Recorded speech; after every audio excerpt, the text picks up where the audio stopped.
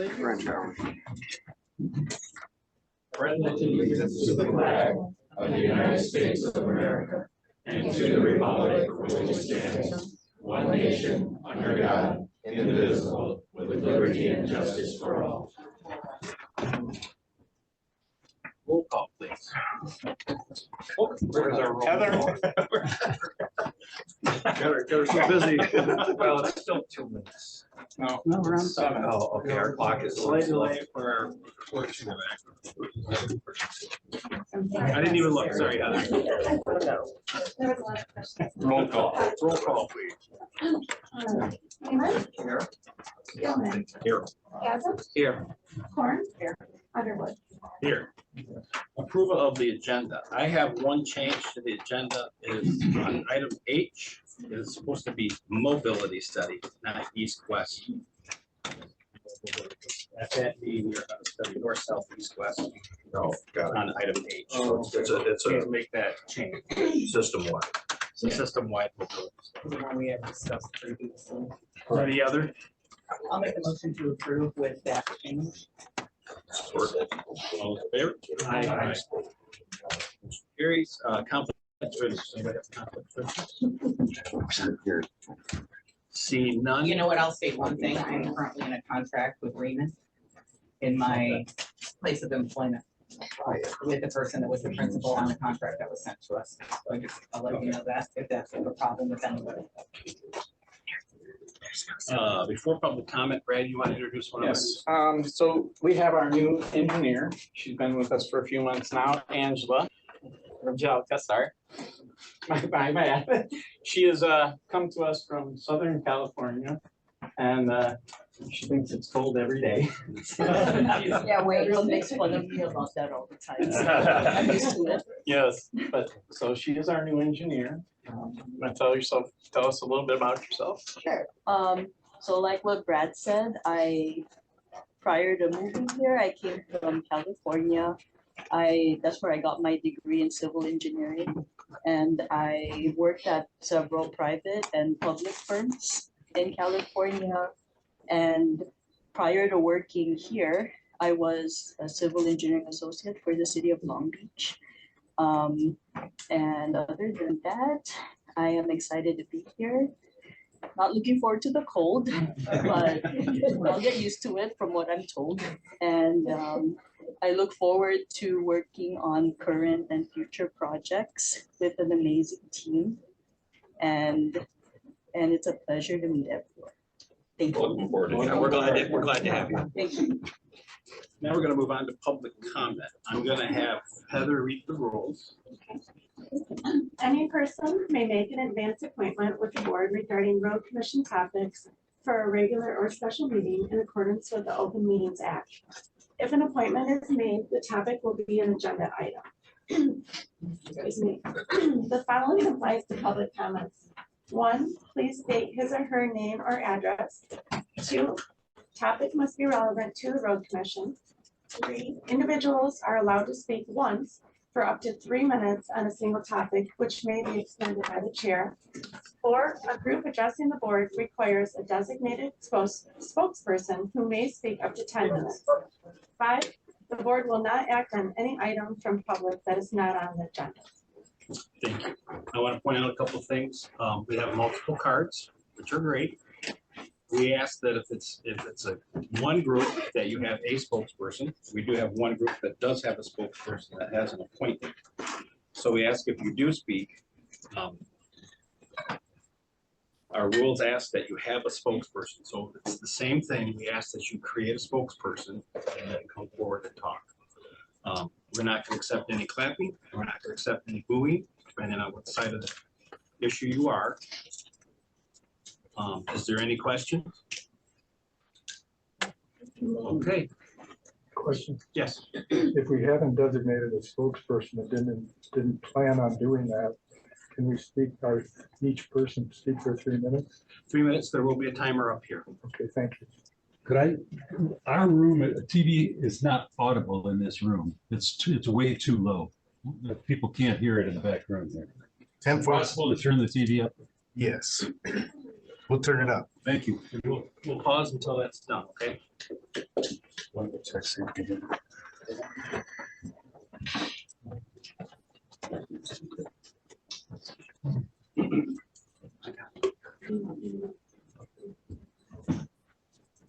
Yeah, there's no specific order, right?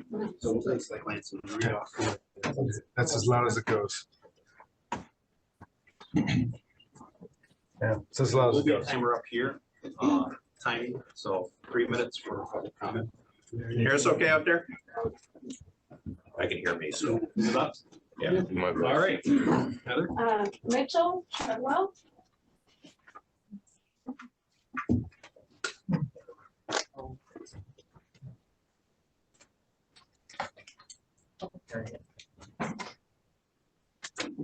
Hi, I'm Mitch Treadwell, 620 West 7th Street, Traverse City, Michigan, also a city commissioner. Speaking on the issue of an east-west corridor, while it is important that people be able to get from one side of the county to the other, especially across a natural barrier like the Boardman River, the current cost really brings into question how justified a bridge at the location of Hartman and Hammond is. I'm not saying that a bridge might not have benefits to the system, but there are other policies and actions that could be taken, such as reconfiguring South Airport, that would have dramatically less cost. And yes, they might not have the altogether revolutionary impact of an entirely new bridge, but they could help to better connect the east side and the west side. To get to this very meeting, I took Bait at Route 7, which runs right along the South Airport corridor from the east side of town to the west side of town, or vice versa, connecting places like the mall, Meyer, the areas on the other side of the Boardman River Valley that have many employment centers, with all the housing that is along the frontier here and in other areas on this side of the Boardman River Valley. If even 5% of the current single occupant vehicles that are going down South Airport switch to being on that Route 7, which is currently free, it would have a larger impact on reducing congestion on South Airport than the studies have shown a new east-west bridge would have 20 years down the road. Thank you.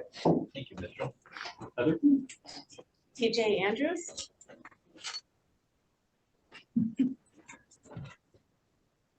Thank you. Thank you, road commissioners, for your service and for your patience this evening. My name is TJ Andrews. I live at 619 Webster Street. I am the County Commission representative for District 7, which includes Old Mission Peninsula and part of Traverse City. I think we are unified in our horror at the number that has been floated out in the public as to how much the new bridge is supposed to cost. $320 million, not including the right-of-way, is a shocking number, I think, for public dollars for this community, for infrastructure, for new infrastructure. I also understand so far we're at about 4.4 million in studies for this bridge. That almost equals, as I understand it, the projected amount that the 2020 road millage was projected to produce for Grand Traverse County roads, to invest in primary roads so that we can start chipping those, the condition of those away to improve them and start dealing with our local roads. Instead of investing I'm concerned about the opportunity cost that we've spent on the bridge so far, on the study so far, and as we move forward. The opportunity cost where we have safety conditions on South Airport. The last study that looked at it showed that South Airport has the most dangerous intersections in the community that do not appear to have been addressed yet. There's not a plan yet that I am aware of to address that. And I think that's an opportunity cost where we're focused on the wrong things instead of safety for our community. The second aspect is that the other things we're not investing, the things we're not investing in, such as in my district, we have outstanding world-class roads, which are literally crumbling into the bay. The resources have been dedicated to this bridge instead of existing, the grants and the designs and the opportunities we have to partner and collaborate to fix the roads we have that are crumbling is unacceptable in my estimation. We need to invest in the infrastructure we have for pedestrians and non-motorized vehicles. We need to, we've got more and bigger storms, and we need to manage runoff to keep it from going into the bay. That's what our community expects.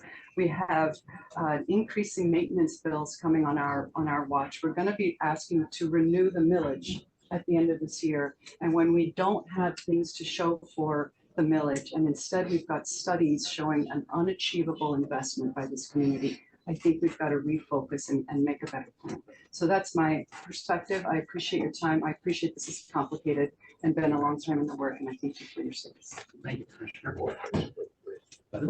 Julie Clark.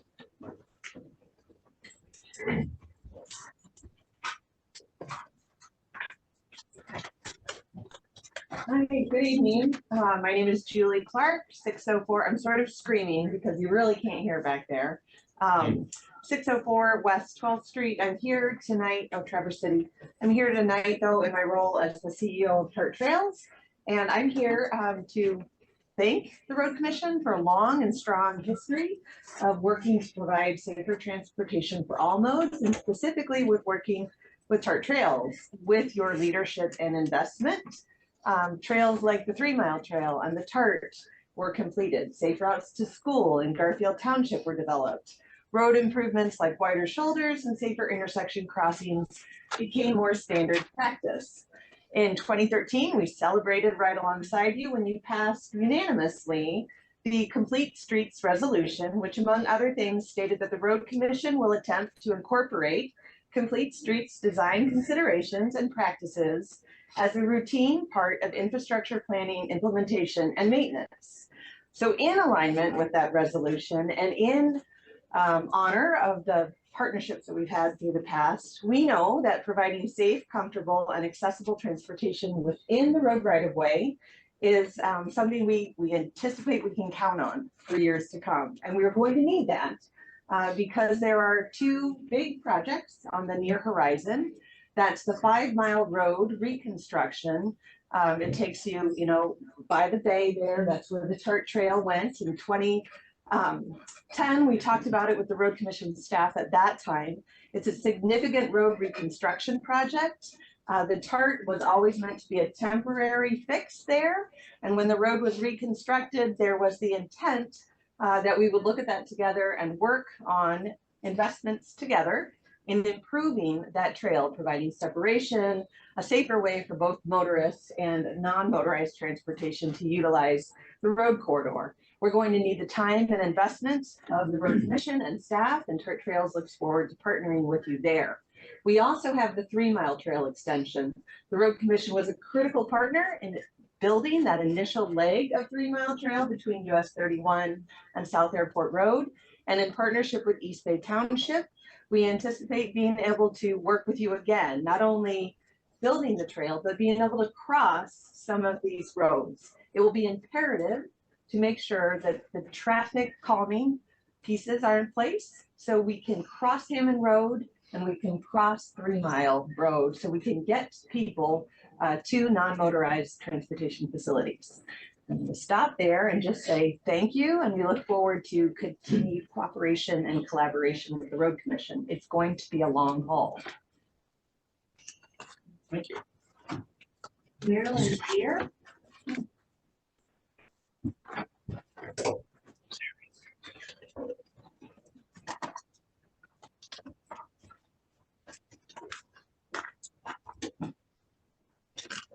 Hi, Marilyn.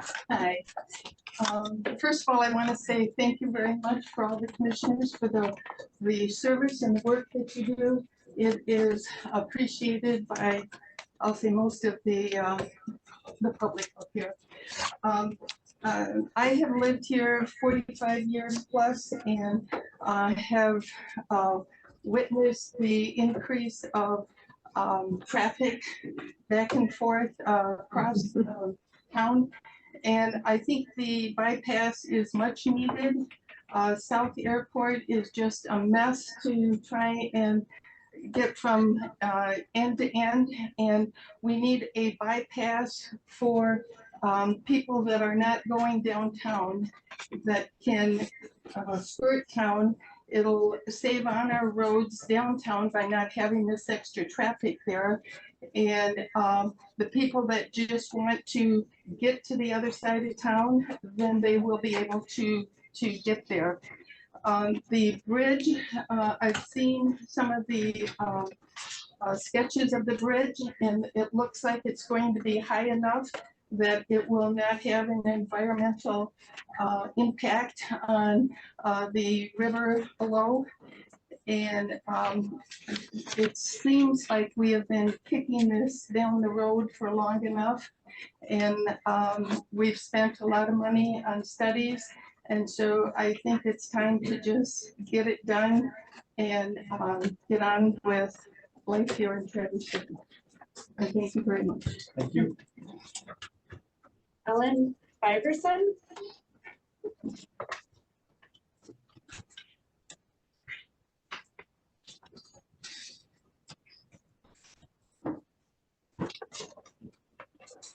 Good evening.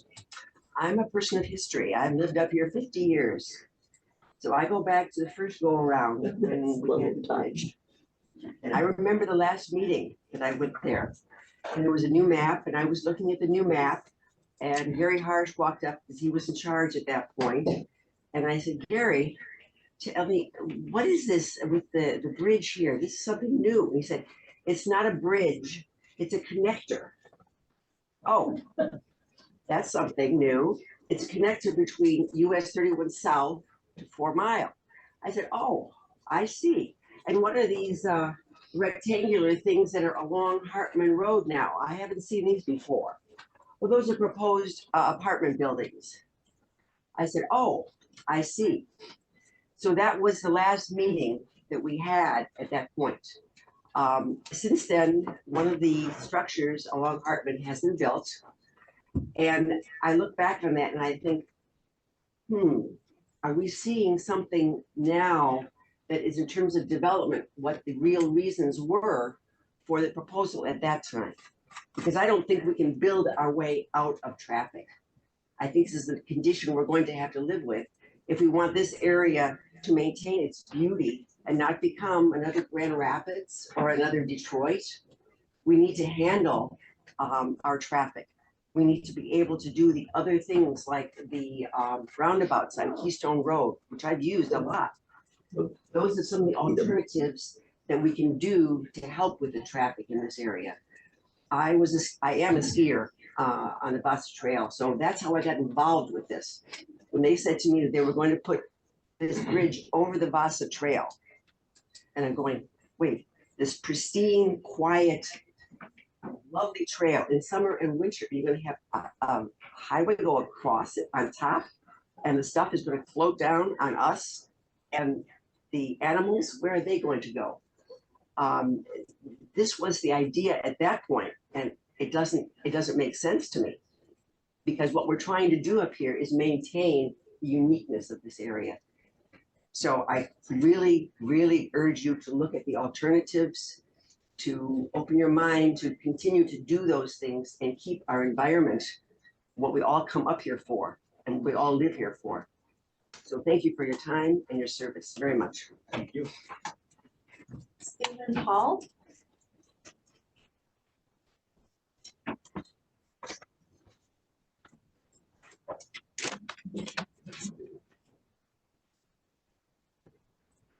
At the wheel. Stephen? Yes. Stephen Hall, 434 Island View Drive. You know, I've lived around the area here since 1976, and the last dozen or so years out in Whitewater Township. So I drive Hammond Road a lot, and you know, I had the opportunity to look over the report, you know, the study that was done, I think 2019, I saw it on the groundworks, was listed in the groundworks email that I got. And so I had a chance to look at this study that was done that you guys all know about. This is the first time I've ever been to a road commission meeting. And I appreciate the opportunity to speak. And looking at it, I see that there were 2 or 3 other alternatives to building this massive new bridge. And, you know, based on what we're hearing now about the cost, it seems like it would make sense to revisit some of those other alternatives. And, you know, I certainly just am speaking from having looked at this thing, you know, just an hour or so. But I do have a concern about how the road commission works, because a few years ago, there was a repaving and curbing of Hammond Road between Garfield and Town Line Road.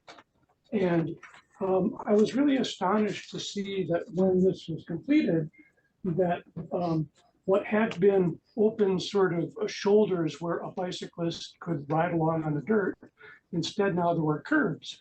And I thought, oh, well, certainly they're going to put sidewalks in or something like that. But no, and it turned that mile or so stretch into a very hazardous place. And I don't know how that impacts, you know, the question at hand today, but it just really has raised a question for me, like, well, what are these people thinking about? What are, you know, who's making those decisions? And I guess you guys are making those decisions. So thank you for hearing me. And I would really advocate for relooking at the whole plan and choosing a different option. Thank you. Harold Lassers.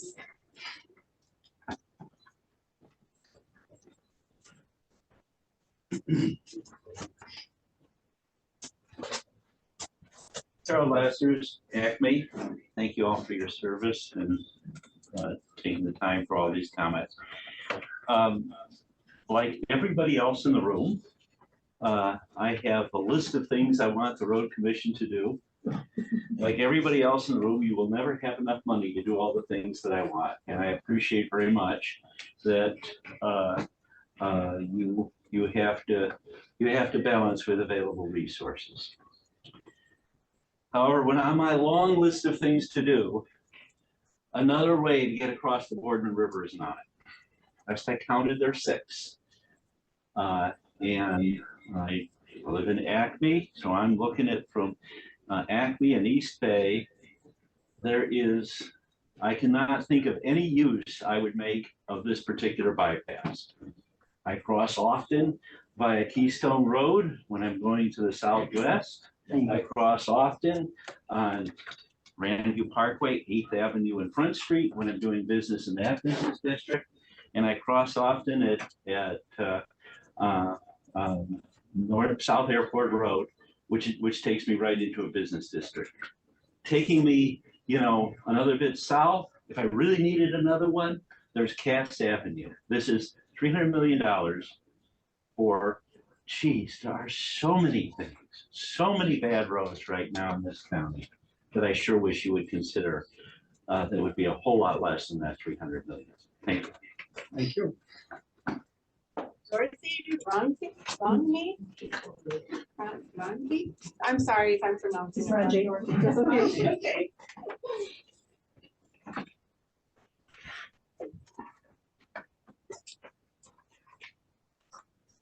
Well, I've lived in Traverse City a long time. I'm 80 years old and I was born and raised here.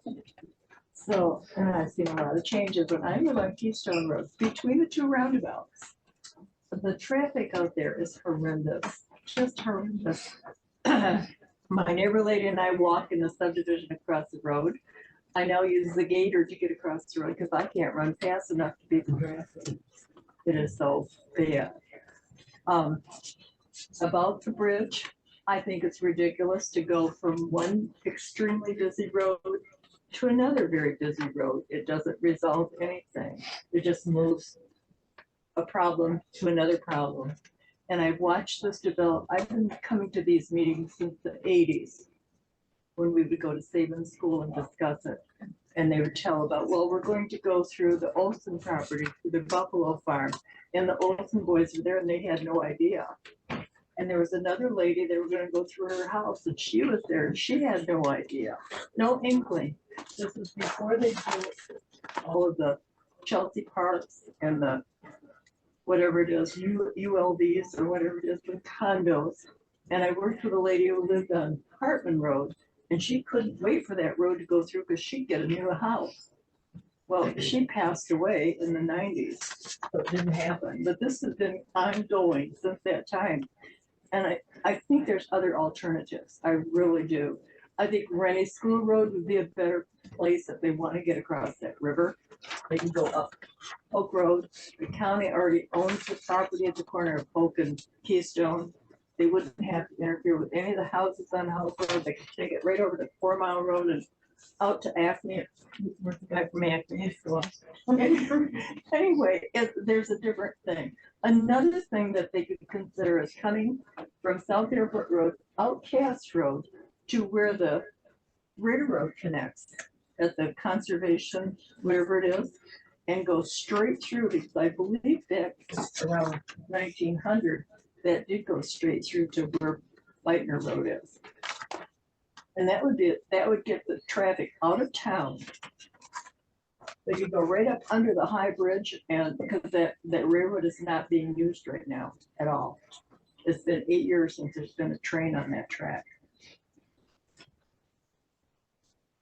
Just some ideas. That's all. Thank you. Thank you. Scott Richards.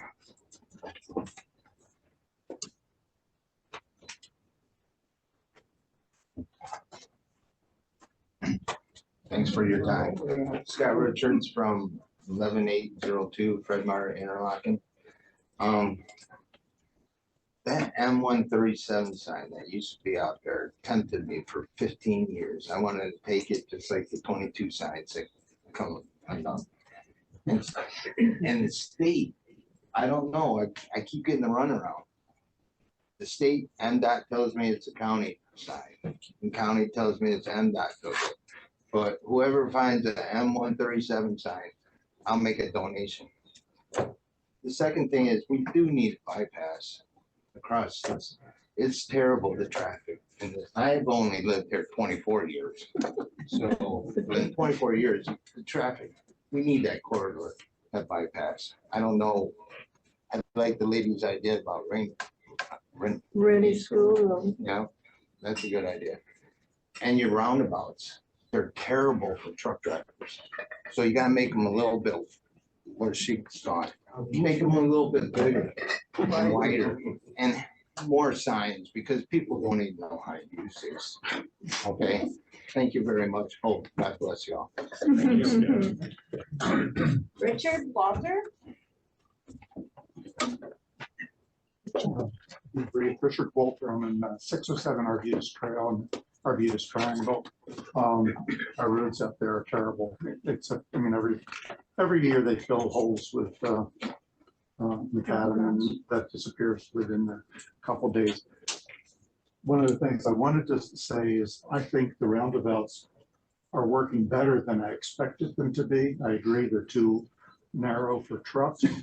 Number two, in between the roundabouts now, you end up having traffic not slow, basically goes through one roundabout down to the other, and there's no break in traffic, which is why people that live off Keystone or any place else that there's two roundabouts will have trouble ending up getting out into the road. Relative to mobility and getting from the northeast side of town to the southwest side of town, I haven't read all of your studies as to where people are wanting to get to besides not going through downtown.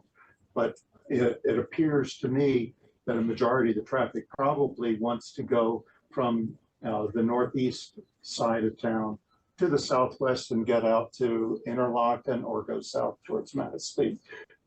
Truck traffic or just local people trying to go across a bridge over to US 31, where does that take you? You know, if you wanted to go to up to Leelanau, you know, that's way out of your way. If you wanted to go to Interlaken or over to Frankfurt, in my mind, and I have since I've been thinking about this for the last 20 years, I apologize. I haven't come to any of these meetings, but you know, going from Hartman down Keystone, which is existing pathway, the bridge going across Boardman on Beitner, you know, could be enlarged a lot cheaper than putting it across the straight across to the Hartman area. And but if you do that, put a roundabout at Hawk Road, because it's almost impossible now to make a left turn onto Keystone to get to going south. So, but I would say that's a lot cheaper route and gets people where they're probably wanting to go from the northeast to the southwest. Getting to Leelanau and Leland and Sutton's Bay, they're never going to come around this way. Thank you. Mary Galehouse.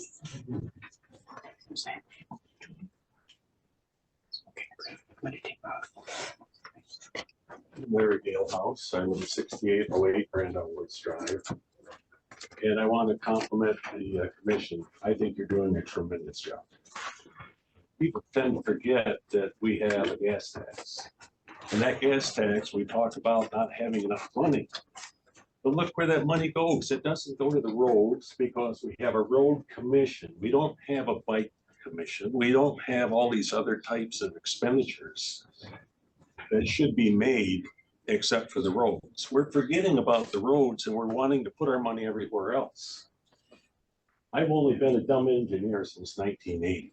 I've been a licensed professional engineer and I've traveled all over the world. I made training courses and a number of things, and you guys are doing a great job as far as I'm concerned.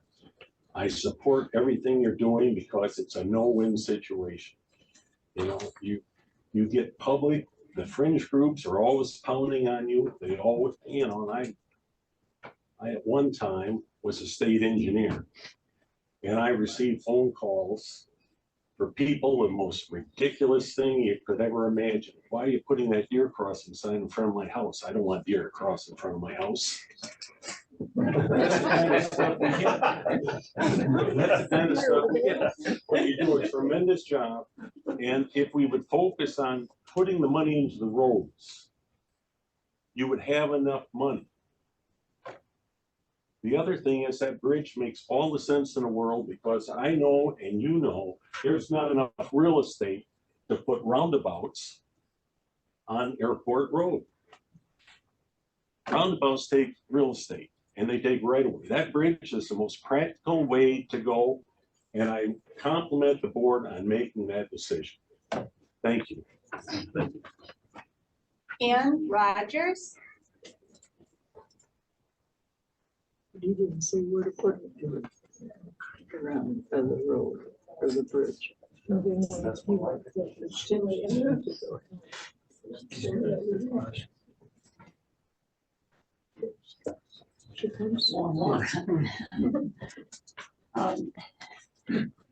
Back in the 90s, I was part of the group that opposed building another road across the Boardman River, and I still oppose it. There are so many reasons. It's that besides cost, the cost is tremendous, and but it's the cost to the environment that I oppose.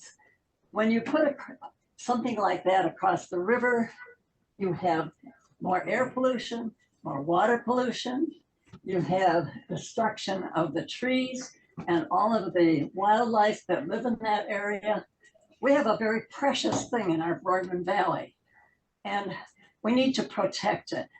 And if you're not paying attention to what is happening with the climate right now, I suggest you better do it, because it is happening all over the world.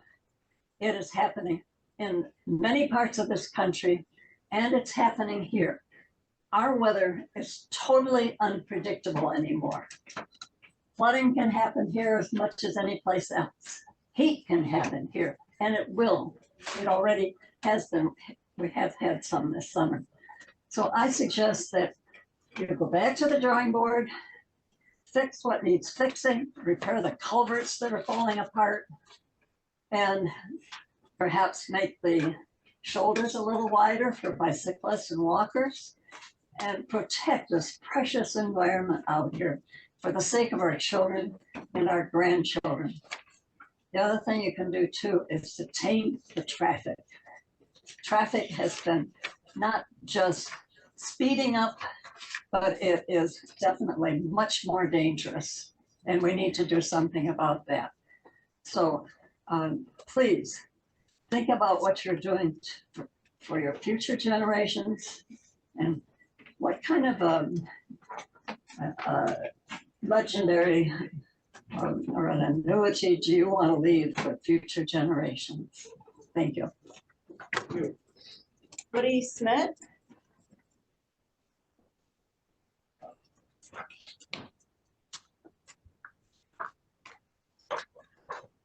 Hello, Woody Smith, 502 5th Street, Traverse City. Also a business owner in Grand Traverse County.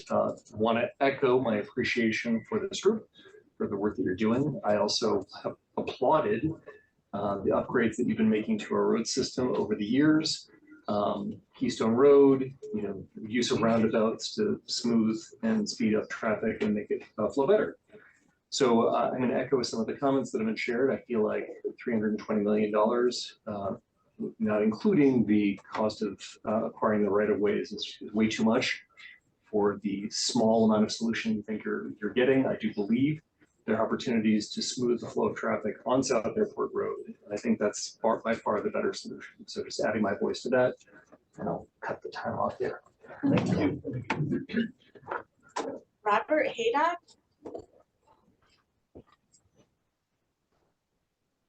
When did you sign up? I don't know.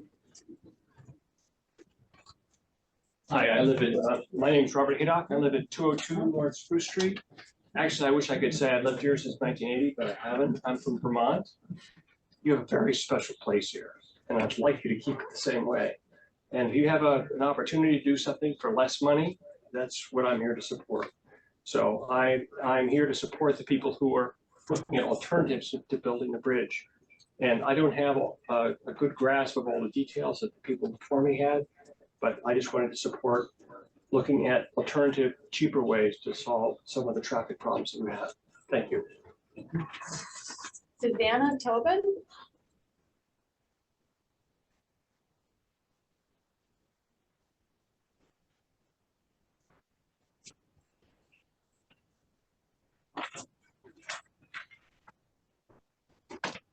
Hi, my name is Susanna Tobin. I live at 502 5th Street. Thank you for the opportunity to speak tonight. I support the findings from your 2019 study on east-west traffic.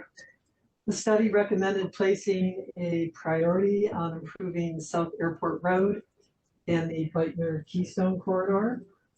It said that a mix of fixes applied throughout the road system network would achieve similar benefits as adding another crossing of the Boardman River. The study said that this fix-it-first approach will unclog the congested arteries. It will do it more quickly, serve more of the county, and save millions of taxpayer dollars. I urge you to heed the findings of your study and abandon the bridge project. Thank you very much. June Vader.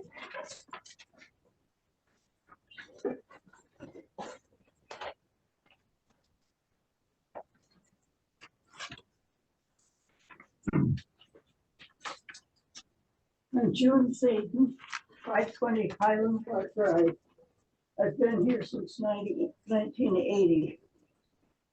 I also oppose this immense bridge for financial reasons involving further neglect of rural and essential other roads, and for the inevitable environmental harm to this beautiful area from road pollution into the valley.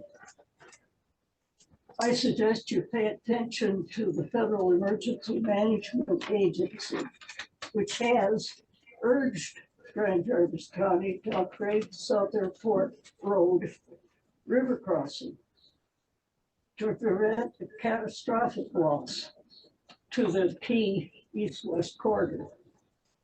I believe this is disaster waiting to happen.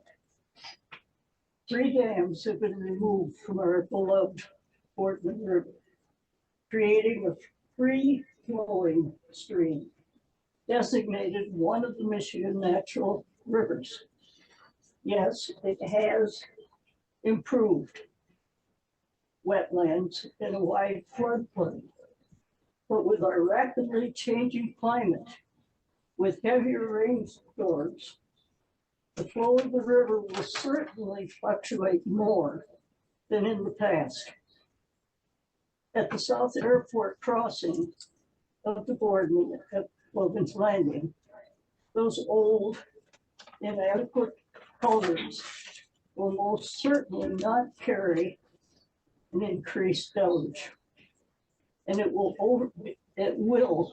overwhelm the roadway at some point, already 3 feet too low. Please fix South Airport in that valley, as well as to make some of the other important improvements recommended in the 2019 study, which will increase safety and flow on the roadway. Thank you for your attention. And thank you as an early supporter of TARC before Julie came to town for being one of the 3 groups, the county, in making the very first miles of the TARC path. If it hadn't been for the county commission, Garfield Township, and Traverse City, it would never have happened, because we had a match from DOT. We couldn't meet it. We were just several volunteers that didn't know how to make money. So thank you for that. John Dixon?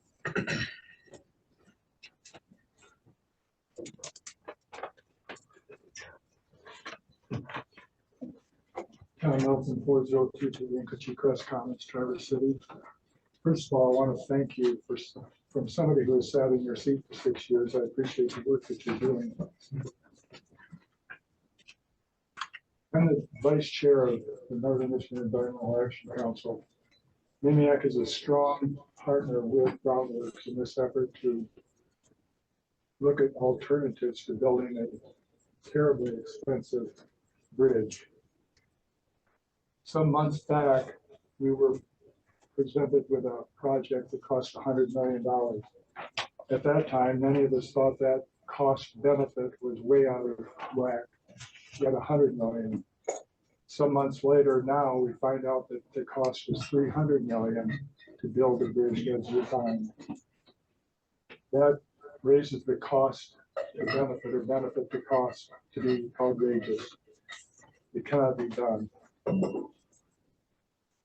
I'm going to finish my comments by simply saying that Kelly Thayer, with our partnership, will be up here making some comments.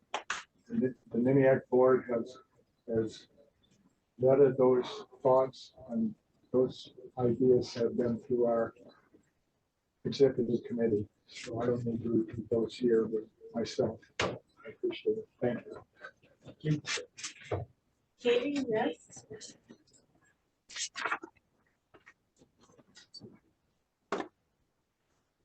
Katie Niss, 1933 Captain's Court. I am also the chair for the Grand Traverse GOP, and I just want to show our support for local civics. It's what you're doing for our community and for planning our roadways. And we appreciate the hard work that you do, and we understand that it's a no win for either way. You're always going to have to strike that balance, doing what's best for the community, but also doing what's best for the environment and being a good steward of that. And just trust that you guys are doing what's best by looking at all the options, and appreciate the hard work that you're putting into taking that time to consider the studies and what your findings are from those things. I support the bridge. I think it's much needed. We live all of the new developments that are going in, Bayview Apartments, and all the apartments going in on Rainier. As a mom, this bridge is going to be connecting a residential district to a shopping district, and it's much needed for any parent that is trying to get across town to go to the doctors or go to shopping and groceries or anything like that. So it's going to cut traffic. I used to live on Rouge Road, which turned down into Keystone, and right turning left onto Keystone, you are taking your life in your own hands. And so this will help relieve that traffic down the road. And I think that it's a much needed development. So I appreciate that work and consideration you're putting into that. My only caution is extra, if we do a millage, the extra tax that this is going to put on people. People are strapped as it is, their livelihoods and their incomes, and so adding another tax is not going to be favorable to most people, but if it's presented right, I think you could probably get it to pass. It's just needs to take that into consideration. So thank you for what you do. Thank you. Anne Swaney? I did. No. Oh.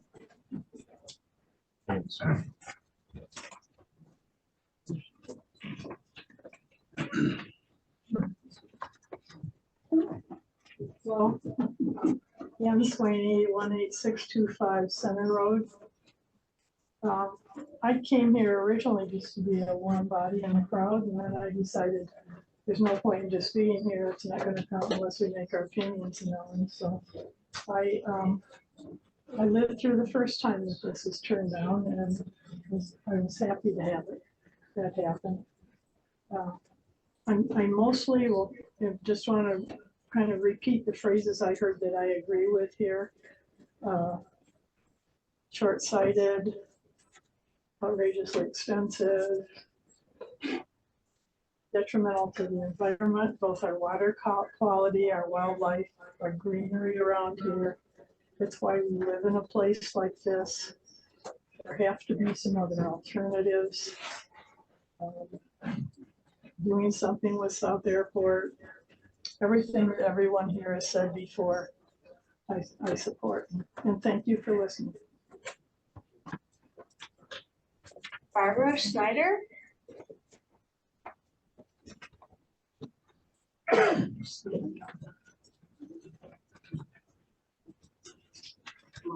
Barbara Schneider, I'm a board member of UNIAC, and I just want to make comments to you, please. Thank you for listening. As a taxpayer, I find this over $300 million proposal for Boardman River Bridge unacceptable, as well as the damage it will do to the environment. The expenses study commissioned in 2019 advised against this proposed bridge. It recommended improving the current roads and especially South Airport. And I think if you paid the money for this 2019 commission, I think you should listen to it. And I thank you very much for listening to me. Doreen?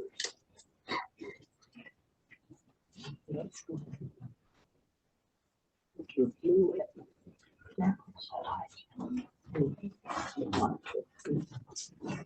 evening, Russ Sorin, 519 Fifth Street. Was the city planner for 35 years for the city of Traverse City. And I studied quite a bit on transportation planning and land use planning. And as a planner, I'll have to say first that the best transportation plan you could possibly have is a really good land use plan. A land use plan that compatible uses are close together, that travel doesn't have to be so often. They reduce the amount of travel, so you don't need to be building roads and more roads. I would, my comment tonight, really what I leave with you is that I urge you to really focus on some of the really good ideas that came in the 2019 study. And that was, first of all, the fixes that you can do on South Airport Road. South Airport Road was a bypass when it was originally built, but over the years was eroded with more and more driveways that took place with not really much type of access, type of management. And the more driveways you have, the more conflict points you have, the less carrying capacity of the road.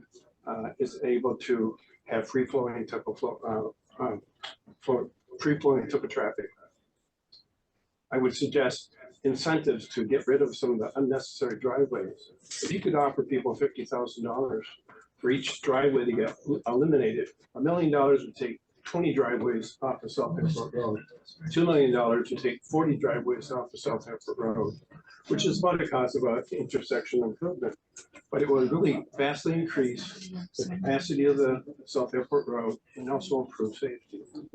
The other thing I would ask that you would look at is to encourage and working with the townships of John Syke, the Garfield Township, and Claire Carner from East Bay Township on trying to make sure that roads connect, that we don't build more disconnected roads that are cul-de-sacs or loop streets, because it really has diminished the ability to move about this community. And the more connections we have, the more intersections we can have, the better flow we can have, and that will improve the east and west traffic flow without building a new road. So I'd ask you to look at those existing roads, those existing connections, to work with the townships with those, and then go back and look at that South Airport Road and try to remove some of those driveways. And the way you can do that is through incentives, but also building alleys and service drives. I appreciate your service and listening to us tonight. Thank you. Thank you. Grant Parsons.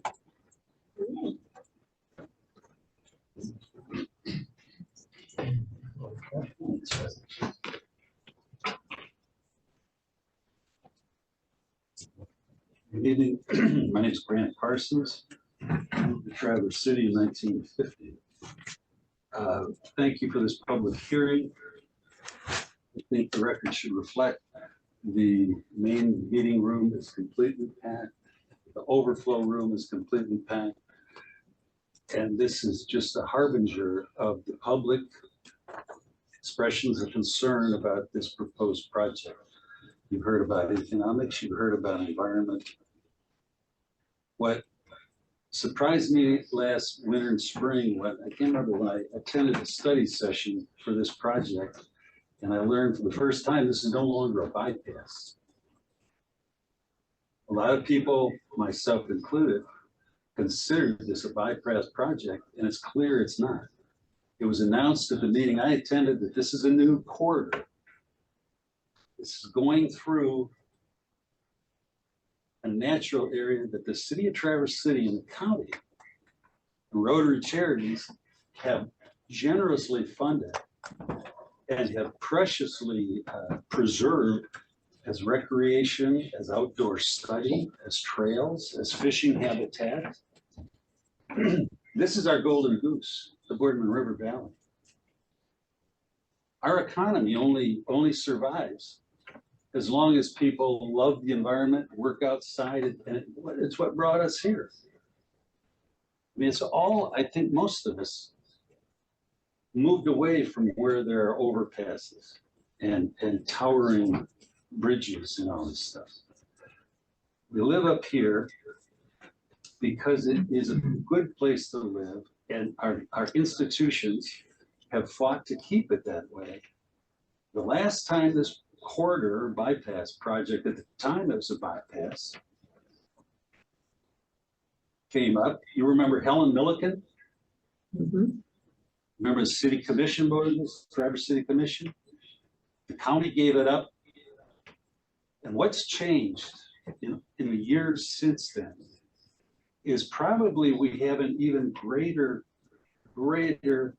love and respect for the environment and the nature of this fleeting natural resource that we have. If you build it, they will come, right? That was in the movie. If you build it, they will come. If you work, as Mr. Sawyer and others have said, to develop innovative ways to deal with traffic, you can avoid opening another developmental corridor through a crystal beautiful place. My question to you is this corridor going to be a standalone rivet of concrete, or will it, like South Airport, Hammond, everything before it, will you allow zoning to develop this property? Thank you. You have 3 minutes. Okay, well, thank you for listening. Appreciate it. David Patrol.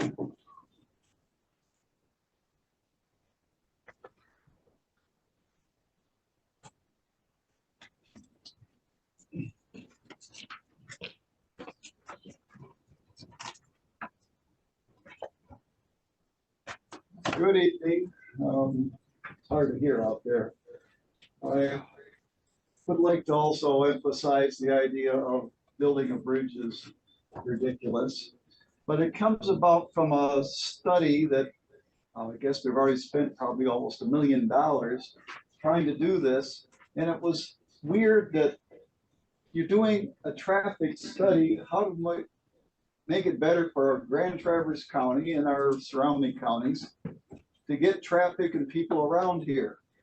And somehow, instead of looking at the entire county that we have to deal with, they narrowed it down to just this little border around the bridge, where they want to build a bridge. This has been in the works for decades. And so now you have an option. I kind of consider it one of the ones that the movie with the Nazis doing Sophie's Choice. You're gonna have this child, you're gonna have this child. But we didn't consider other options here. It was never considered about extending US 31 around this whole area and heading off to 4 Mile Road or something like that. Instead, we're looking at building a bridge that's now gonna be, if it happens, how do you keep it ice-free in winter? You know, the little signs about, you know, bridge ices before the rest of the road? That means you're gonna have to pour salt on it.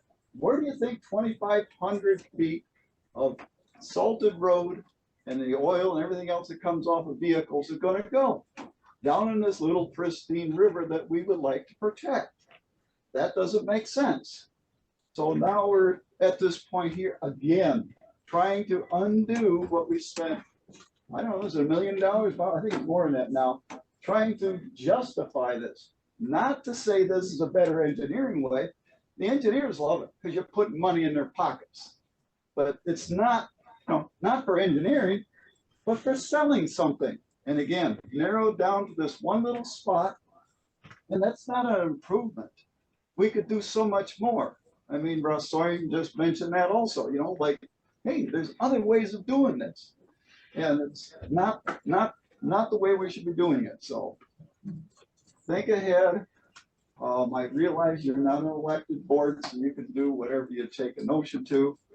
So maybe we've got to do something like, as Jason Gilman went down there to the January 6th resurrection down in Washington. Maybe we've got to do a different procedure here to change things, because we know that you're not going to do what the people of this area think is best. You can't have personal comments during public comment. Thank you. Last card. Are there any other cards out there? There will be another opportunity at the end of the meeting. So, do make a public comment. They might not be able to hear you. The other room? I can hear you. I can hear it. I can hear it. Yeah, they hear it. But when they come in, they say they can't. I don't know why. All right. I can hear it. Being that, we're gonna move on to appointments. Joel, sorry, you're about an hour late, but Joel, you're up.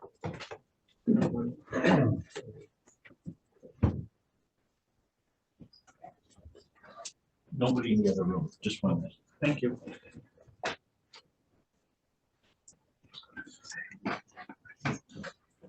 Larry, do you have the, just wanted to introduce Joe Lamar real quick. He's the equipment operator too for us. And Joe spends a lot of time out on the road doing mowing operations, grooming operations. I think we're all aware we had a pretty severe accident not too long ago in our mowing operations. Since then, several employees have came and talked to me about it. And I think we've heard a lot tonight that there's more and more traffic out there on the roads, and that they're more and more dangerous. One aspect I think we need to consider looking at is what's the impact on our employees out there. Joel had some really great ideas, so I invited him to come speak with the board and show some of those, and we can show you some of the accident pictures here of the tractor, so. Yeah, this was a near miss, like 6, 8 more inches to the right, probably would have been, probably a little off. This is the one that was on 31 North. I worked for MDOT for 13 years, and then I came here, I'll be here 2 years October, but traffic is 10 times, 20 times worse than it ever was. But I don't think anybody remembers the laws. I don't think they remember we're out there working. There's no more reminders. You used to hear it on TV, you used to hear it on radio. There used to be a lot of different things out there, just keep people remembering that, you know, we're working on the road. A lot of us are. They don't slow down. They don't move over. They try to get around you even faster. It's frustrating. I mean, it's scary. My thoughts are, we see the signs out there, the motorcycle signs. Look twice, save a life. Motorcycles are everywhere. I would like to try to put them up for our benefit. You know, road workers. Look twice, save a road worker. Just to remind people that around every curve or every hill, we're there. I mean, we try to do our best with signing. We try to give them advance warning, but sometimes we're mobile operation where we're doing our job. Social media stuff. Maybe put our road work diamond sign flashing on the screen. Click on it. Give them reminders. Give them where we may be working. Remind them the mowers are going to be out in spring. Shoulder work with trucks. Got to fix our shoulders and re-gravel them before the winter. It's getting scary. I kind of want to get something in place where get some advertisement out there. You know, get them to remember traffic fines up. You know, maybe law enforcement could help us on occasion when it is a bad area. Maybe they can sit there and enlighten a few people. That word of mouth will travel. I think we need to do something. And I know it's not just us. I think a lot of people are feeling it. You know, I'd like to try something. Been talking to Dan about different ways. I'm usually out by myself in a mower or in a truck. I'm trying to figure out ways that I can take signs with me conveniently and work a section of road, maybe a mile worth. You know, it takes a little more time, but if it slows them down, that's what I'm looking for, I guess. And this guy here, with all the lights on that tractor, he said he never seen it.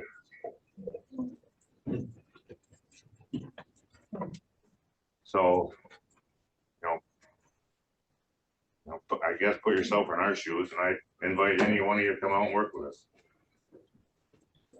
And we can go for a ride in the truck, summertime, wintertime, just to kind of witness what we deal with. You know, to do that, yeah. So, you're more than welcome to do that.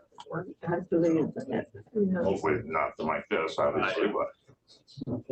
Get out of this one easy. Since you're mobile though, it's not really about Pretty signs. sure he'll never get in a tractor. I imagine. Yeah, like since you're mobile, it's not even really about signs. Like, is there something you can think of that could be done to the equipment itself that could be, you know, catch people's eyes better? Or I know when our snowplows changed to the green lights, that it really increased the visibility for people in a snowstorm. Well, can you think of something for mowing maybe that would be? Actually, they have just as many lights on equipment as what we do the trucks. We did talk about a brighter white light that would flash. The problem is that they're not remembering that anytime we could be there. Because we have hills, we have curves, right, and everything we try to do,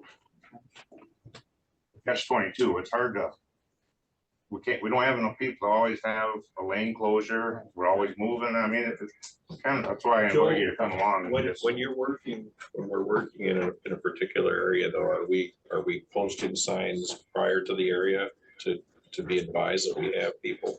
If we're in an area that we're gonna be there for the day or a duration.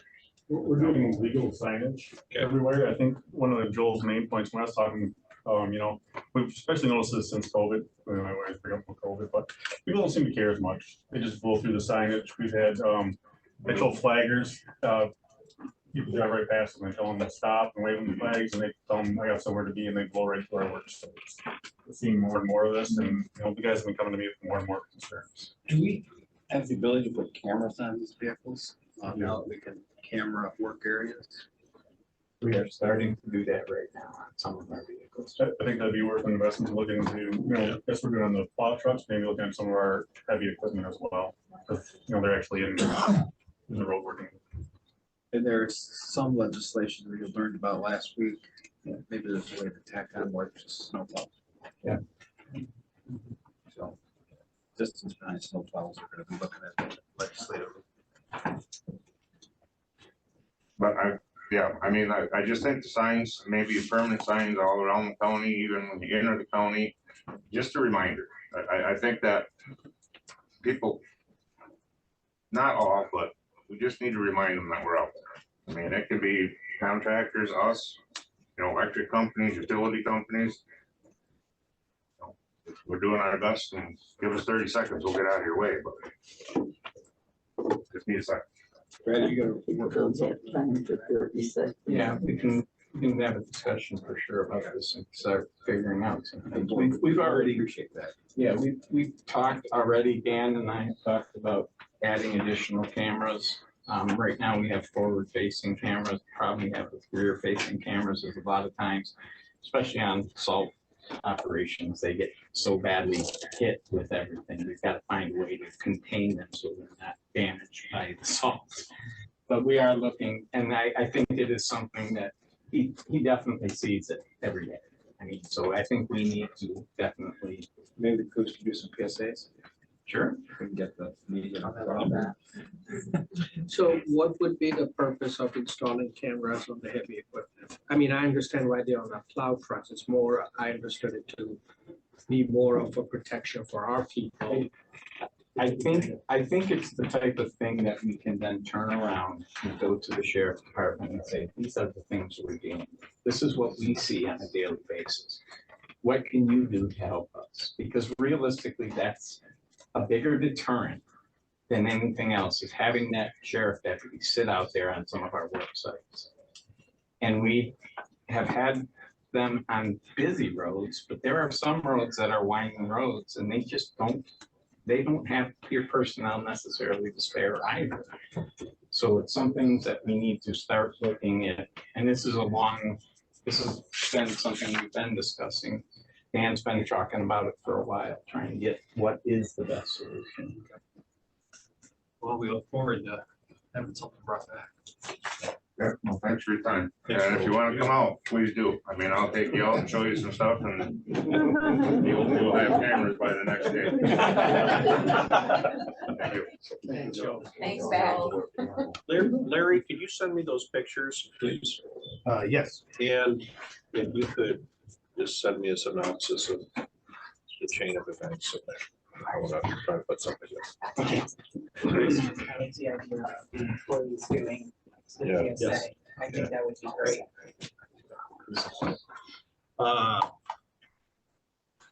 Just an hour late, but Kelly, there. Thanks for your patience tonight. Oh, yeah, I'm glad to be here. A lot of people need to talk. Thank you for having me. I am Kelly Thayer. Hello and good evening. I'm here to speak on behalf of the Groundwork Center for Resilient Communities. I thank the chair and the board for your work and for this appointment and opportunity to comment. I'm here tonight to speak about three concerns and build on some things that have been shared. Groundwork and its supporters are deeply concerned about the proposed Hardin Hammond Road and Bridge through the Boardman River Valley, not far down Hammond Road from here. As we heard, the Road Commission now estimates the cost of this project could be $280 million to $320 million, plus the cost for the right of way and for the 15 homes that you estimate would be knocked down, the businesses that are uncounted, but also would be taken, and 2 churches that would lose some of their property. In recent meetings, you've discussed a $60 million property tax that would be required for a local match on a project of that size, an unprecedented level of local tax in this region.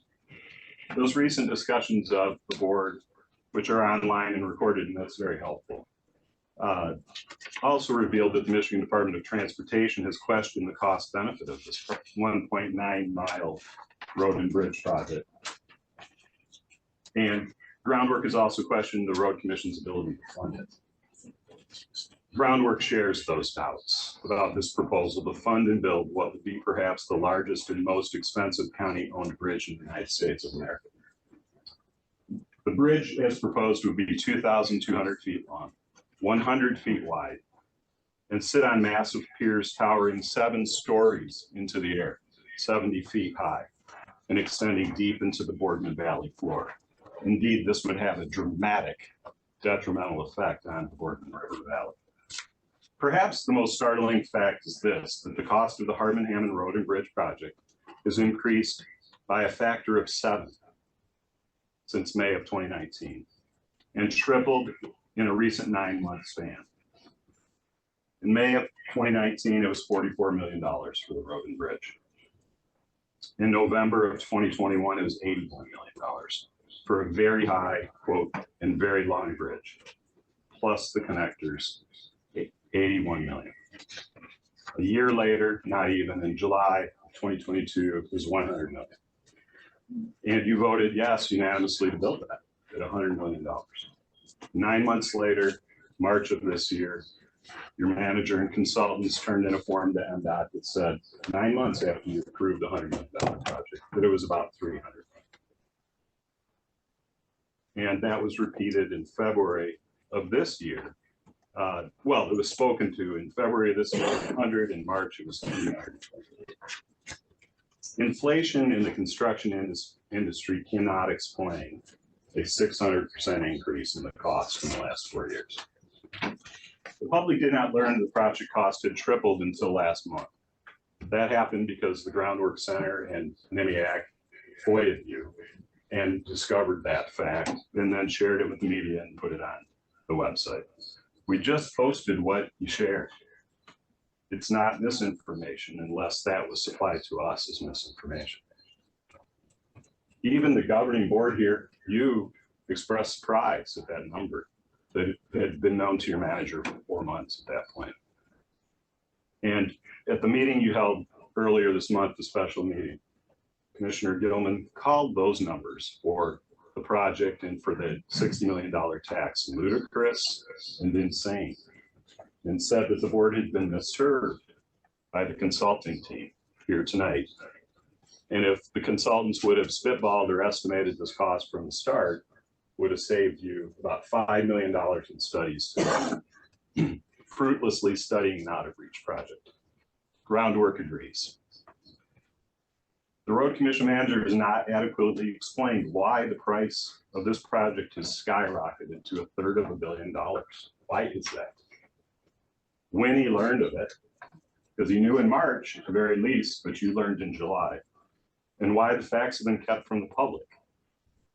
It's extremely important for the public, yourselves, the county board, MDOT, overseers and regulators at all levels to have this information on a timely basis. Otherwise, what does public comment amount to when the facts are not shared with the public? And how can regulators do their job?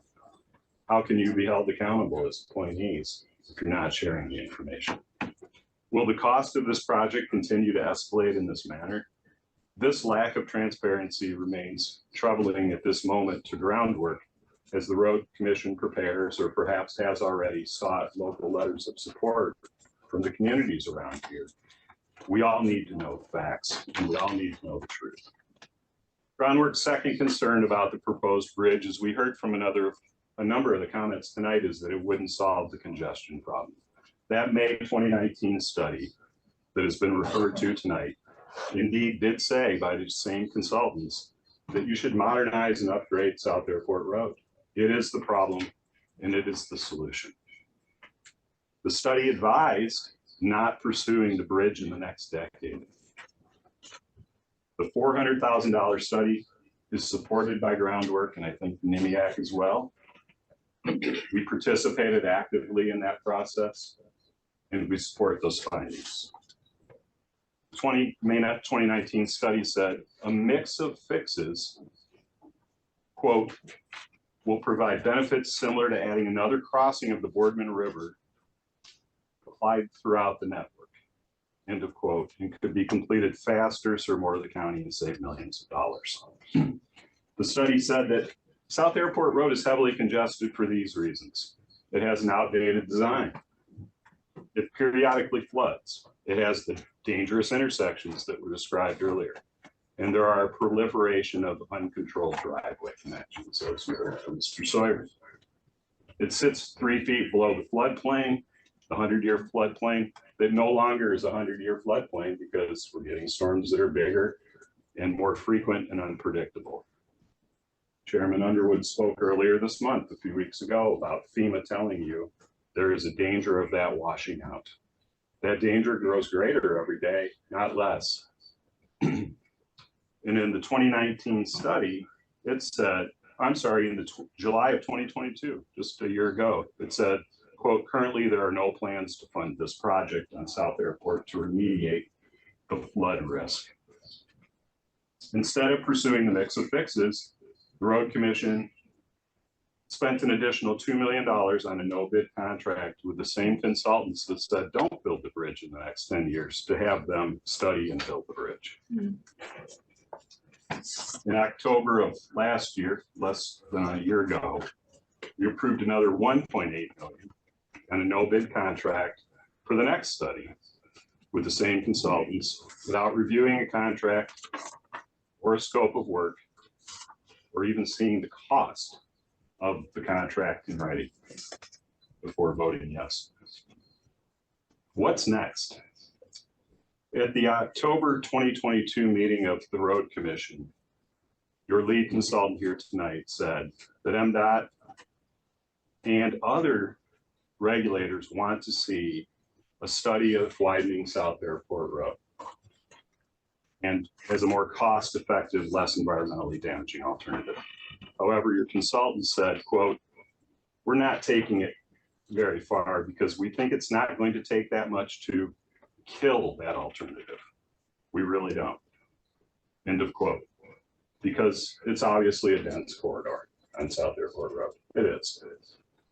Groundwork's view is that your duty is to spend the public's money to help the region thrive and to optimize what's possible to modernize South Airport Road in segments where feasible, not just blow it out in one generic width and say it can't be done, but to find out what can be done, not kill its brighter future and doom all of the millions of dollars of private investment that people have made there. Finally, the bridge would harm the Boardman River Valley, the wetlands and public parks. Groundwork is deeply concerned about the lasting damage to the Boardman River Valley and its wetlands and tributaries that's likely to result from both the construction and the operation of the Hartman-Hammond Road and Bridge. The highway bridge would bring massive construction equipment, the noisy traffic, the pollution, the sprawl into a premier natural area encompassing the river. It's just absolutely prized by local people for public recreation, now more than ever. And the project would spread 5-lane traffic and development across the hardwood forested wetlands and feeder creeks to the west of the Boardman near where the buffalo roam. These are the same environmental concerns that were spoken to by our organizations 20 years ago when I worked for Groundwork, and also by state and federal agencies in writing, objecting to the proposal. When the late Helen Milliken and I helped lead the opposition to this project. This is a clouded history repeating itself. The Boardman River is a natural river and a blue ribbon trout stream. It is an oasis in the Boardman River Valley, unlike any other part of this region, for hiking, for paddling, hunting, fishing, wildlife watching, and other outdoor recreation. The river and its valley reached a milestone in 2018 with the removal of the dams the largest ever removal in Michigan history, and the largest ever wetlands restoration in the Great Lakes region, ever. The bridge would go through the Garfield Township Nature Preserve. It would adjoin the Grand Traverse County Natural Education Reserve, and in doing so, violate a goal of the 2019 study that said, quote, "The alternatives and actions should conserve the natural environment and enhance positive benefits for adjoining properties, neighborhoods, businesses, and parks." We urge MDOT and the Road Commission both together to hit the brakes on Hardin Hammock. Stop the bleeding of public funds and advance the mix of fixes to the Metropolitan Planning Organization that will begin its work apparently in October with you, the largest member. If you don't get the brakes, then MDOT should do it for you and deny permission to proceed with the next study. The MPO is the answer. That's where the planning should be and spending should be spread, just like the mix of fixes across the region. The public needs a better, faster, cheaper congestion relief plan, and the Boardman River Valley, the region and the residents deserve better than the misguided Department Hammond Road and Bridge project. Thank you. I know that you make a comment. Are we engaging? Yeah, we are, yeah. Okay. Just a little bit. Sure, thank you. Shortly. You know, I have said what I've said, and I agree with myself in that the cost is ludicrous, okay? My understanding is that the way that the cost is laid out, it is a maximum amount that we don't go over. I still don't like it. When we engaged in the process, I wanted to just get the bulldozers out, go straight through, build the bridge, and get it done with. And there's absolutely no question in my mind whether or not we need this bridge. We need this bridge. We need it one way or the other. What the process did was it identified, what you want to go back to the mix of fixes that you talk about. It identified ways in which we can improve our traffic. It did not exclude the bridge to start with. It did not exclude the crossing. It may have said that's down the road. But it also didn't take into account that we have, you know, that's a different pot of money, for example, than some of what we would have to spend. And insofar as roundabouts and improvements on South Airport Road, you know, you pinch a straw and you can't get any water through it. If we wanted to follow some of the same logic that's driven the development of 8th Street, you densify the neighborhoods and then you make it a single lane, and that's somehow better than 2 lanes for a period of 8th Street. Okay, some of the same people who argued to change that are arguing that we should fix South Airport Road the same way. Now, the other thing that has been mentioned tonight, and I want to go back to, we need the bridge, one way or the other. We do have an increasing population. Okay. Garfield Township alone, what is it, 20, 30% in the last 10 years? I mean, it's insane. And the traffic is on this side. It's here and it's there. And there's a lot of having to go back and forth.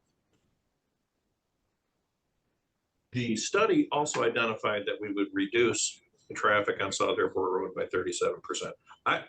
10% would be noticeable. 37% is incredible.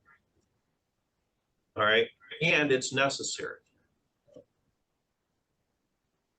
couple of things that are mentioned tonight, a couple of people who oppose the crossing. South Airport Road is at risk. We agree. South Airport Road is not, in my mind, long-term viable. And that's one more reason why we need to have the crossing. We have to have that redundant capacity. We must have that redundant capacity. Are we going to drive that traffic through 8th Street? Not now, we're not. This year and the next year, they're going to be working on Grandview Parkway. They're going to be doing work on that. And that may or may not slow down traffic.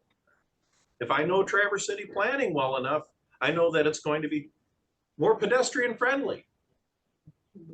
Traffic is not going to be friendly up front.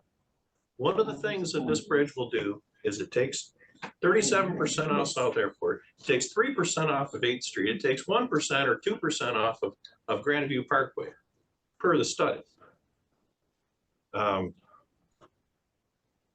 Now, is the juice worth the squeeze? Is the money worth spending at it? I think the very thing that you're trying to protect, the wetlands, that design for the high dollar is to produce a result that results in an acre to max 1 acre of impact, and it doesn't break up the wetlands. What I would have done, and would have saved the money on consulting, which is what I referred to, is I said, get out the bulldozers. The $7.5 million it took to build the Robbins Bridge on Cass. Let's build that kind of bridge. Let's put it down there and let's build some road down to it and save about $300 million. But you know, I do sympathize. I'm an environmentalist myself. You may not think so. And I want things to be nice too. It is the reason why people do it. The high dollar, maybe it doesn't cost that much. Maybe we find some great ways to pay for it with all the free money from the federal government, the way that it comes in. But you should be arguing for the high dollar for your interests, because we need the bridge. We're going to have the bridge. And one way, come hell or high water, in 30 years from now, that bridge will have been put in at some time in that span. So, you know, what do you want to argue for? You want to argue for the cost, or do you want to argue for the environmental impact? Both. Like to fix South Airport. I'd just like to say one brief thing about the 37% that's on South Airport Road. Just to be clear, a reduction in traffic, as you're referencing, is a reduction in a future number. It would not take 37% of the traffic off of South Airport now.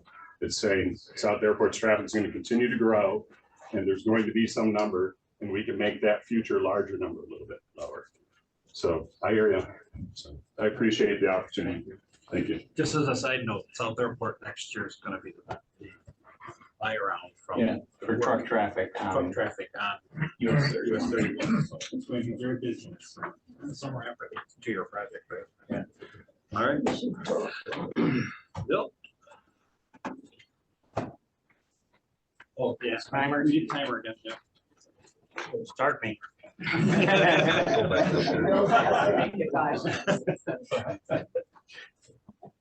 Five or 10. Thanks again for seeing me again. It's good to come back. I know you haven't seen me since June. Thanks to a vacation. Thank you. Going to give you a brief update where we're at and where we're going. Brief, because you've heard it all. First, a little bit of information about where we're at with the environmental assessment portion of the project.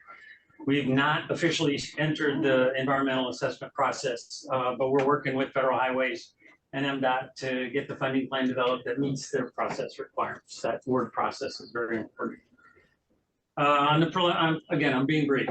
On the preliminary engineering side, we've completed the bridge type, size, and location study, which is, we call it a TSNL. It's basically where it's going to be, what could it look like, how much is it going to cost, and how long is it. We've got 5 different alternatives in the TSNL. You'll see. Now this TSNL includes design options and shows pros and cons and preliminary cost estimates. This updated bridge cost has been combined with other updated costs for the roadway, for the right of way, and for PE and CE costs, and also has a contingency factor, which is upwards of 30%. And that's pretty standard for early cost estimating on a project of this magnitude. Funding plan, which the draft funding plan includes potential grant opportunities which may be applicable to fund this project and also includes recommendations on how to build the project in phases. It's clear to us that we're gonna have to build this project in pieces, and that's something that we're going to look at and lay out and cost and all that stuff. Updating you a little bit, we've held review meetings with the grants team on our consultant side and with NDOT staff, and they've given us comments, and we're incorporating those comments and revising the documents, coming back to you very soon. We've discussed upcoming metropolitan planning organization status and its effect on the potential funding and the long range transportation planning requirements. That's the funding plan update. My last item is next steps. And we're looking forward to a future workshop to get everybody together and talk about the whole project. And with all the stakeholders, and everybody that has an interest in this should be involved, and we should hear from them and explain all the issues. I have 7 minutes and 6 seconds left on my talk. Is there anything that you'd like to hear from me?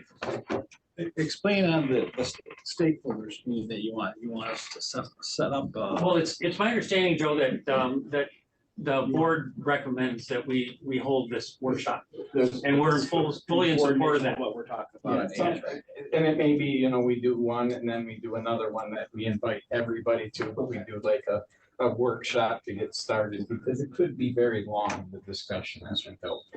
So depending on how we determine that, we're going to talk about that a little later on. Oh, absolutely. We're excited. Well, for the second phase of it, when we start talking, would be all of our normal lag groups that we had from the previous local agency groups. Okay. So we've got all the townships, the shipping companies, the sheriffs, the busing, everybody that has a transportation interest would be invited to. Well, there's also others. Yeah. Groundworks is on there. Yeah, Groundworks was invited to all the last ones that we had to. Yep, everybody. Absolutely.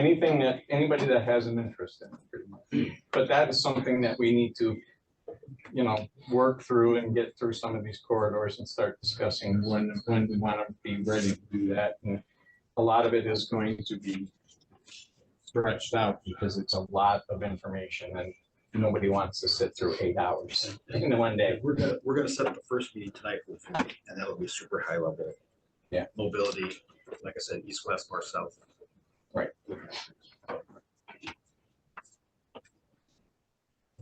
I can go? Thanks, Bill. Unless you know. Onto the consent calendar.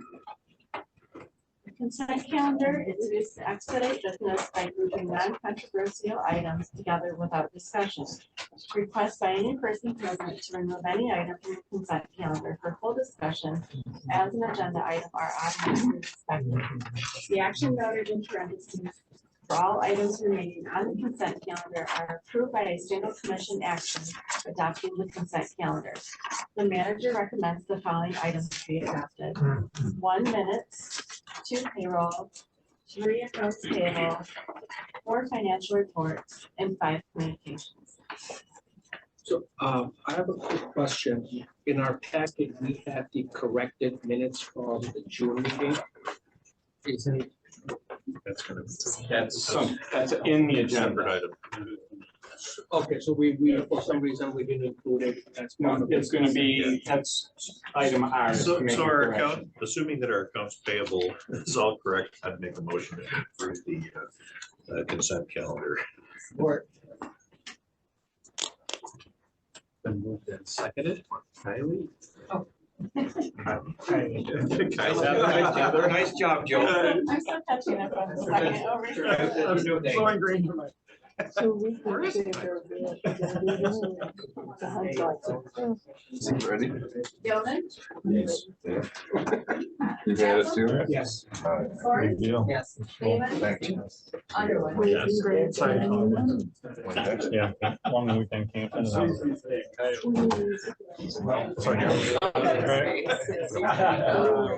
you later, too, Rick. Yeah. Meitner, Beach Yeah. Dam, and Berkeley Road. If it's okay with y'all, if we can hold off, I'll make a report at the end as we go through, because we have a lot to cover here, and I want to make sure we get through everything. That's fine, yep. Yeah, we have a closed session as well. Yeah, so if we can hold off and come back. Yeah.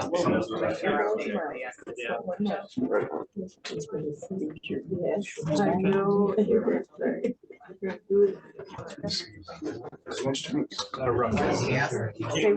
hear you. Yeah, if there's any. I'll try not to. There are seats up in the front. Come on, Joanne. Just take a second. Take a minute, okay. We'll go at ease for a few minutes here while we straighten out whatever beautiful. Want to invite them? Enough room. Just tell them there's enough room. I had to shut that meeting because there's so much reverberation coming from the TV out there, and I only have one ear that hears. Yeah, just let people know that they can hear. I thought that was Scott back there, looking, you look like something from The Hangover. After tonight, that'll be tomorrow. Real nice. It's the glasses.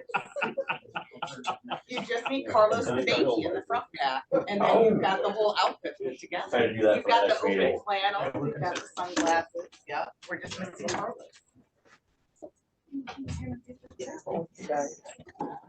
No, I don't get to be at the airport either. All right, I guess we're set to go, so we're gonna come back. That's abnormal, is it? Yeah. Come back. Just for the benefit of public to know who's a voting member and who isn't.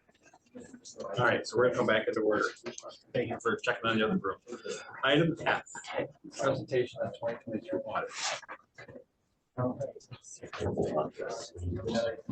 Decent way. Even Peter.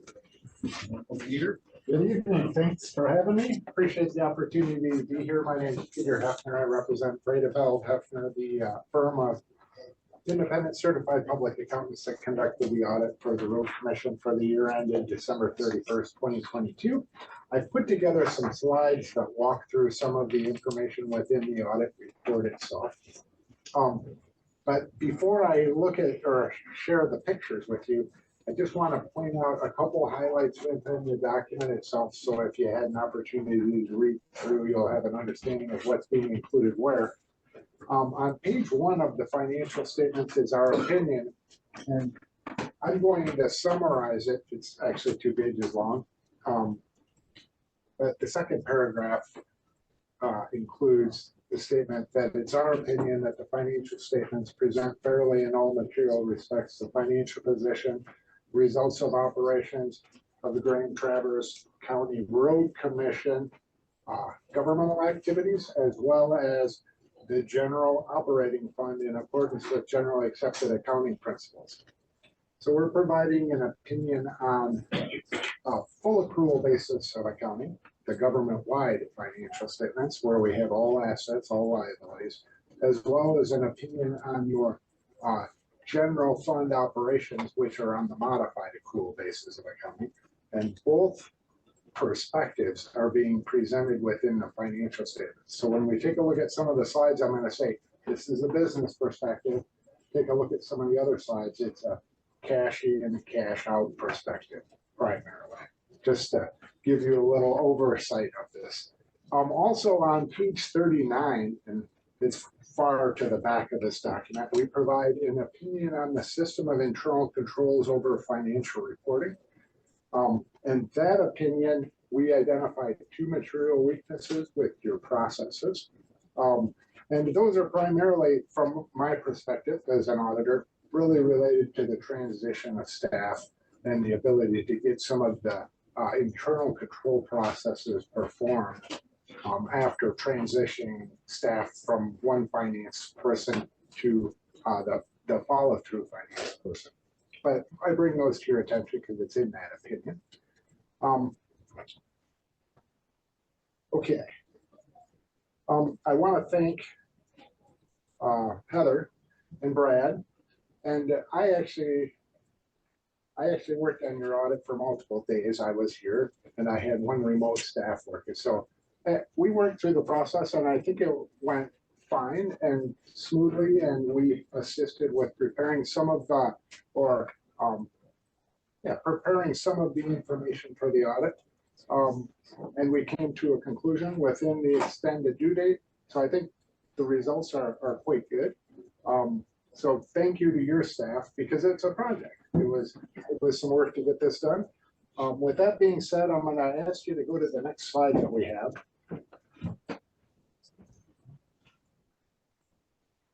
Perfect. So what I'm presenting here is actually information presented on page 9 of the financial statements.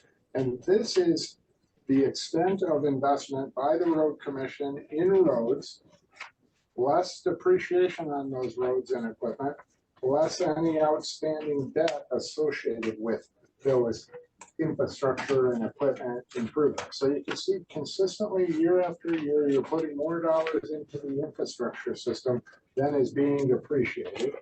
And that's positive. That's not always the case. When an entity, let's say, doesn't spend multiple millions in a given year on additional capital, road improvements, equipment, that number would be heading down. So that's your net investment in capital assets. It's your capital assets less the debt. The next slide that we have is a look at your long-term liabilities. And we're looking at things from a business perspective as we were with those capital assets. This is just showing over time, you have long-term debt, and that's associated with road projects, but also with the assistance in financing road projects for other townships, typically. You have an other post-employment benefit liability, that is healthcare for retirees, that's declining. And then you have a pension liability, and you'll see it peaked up in 2022.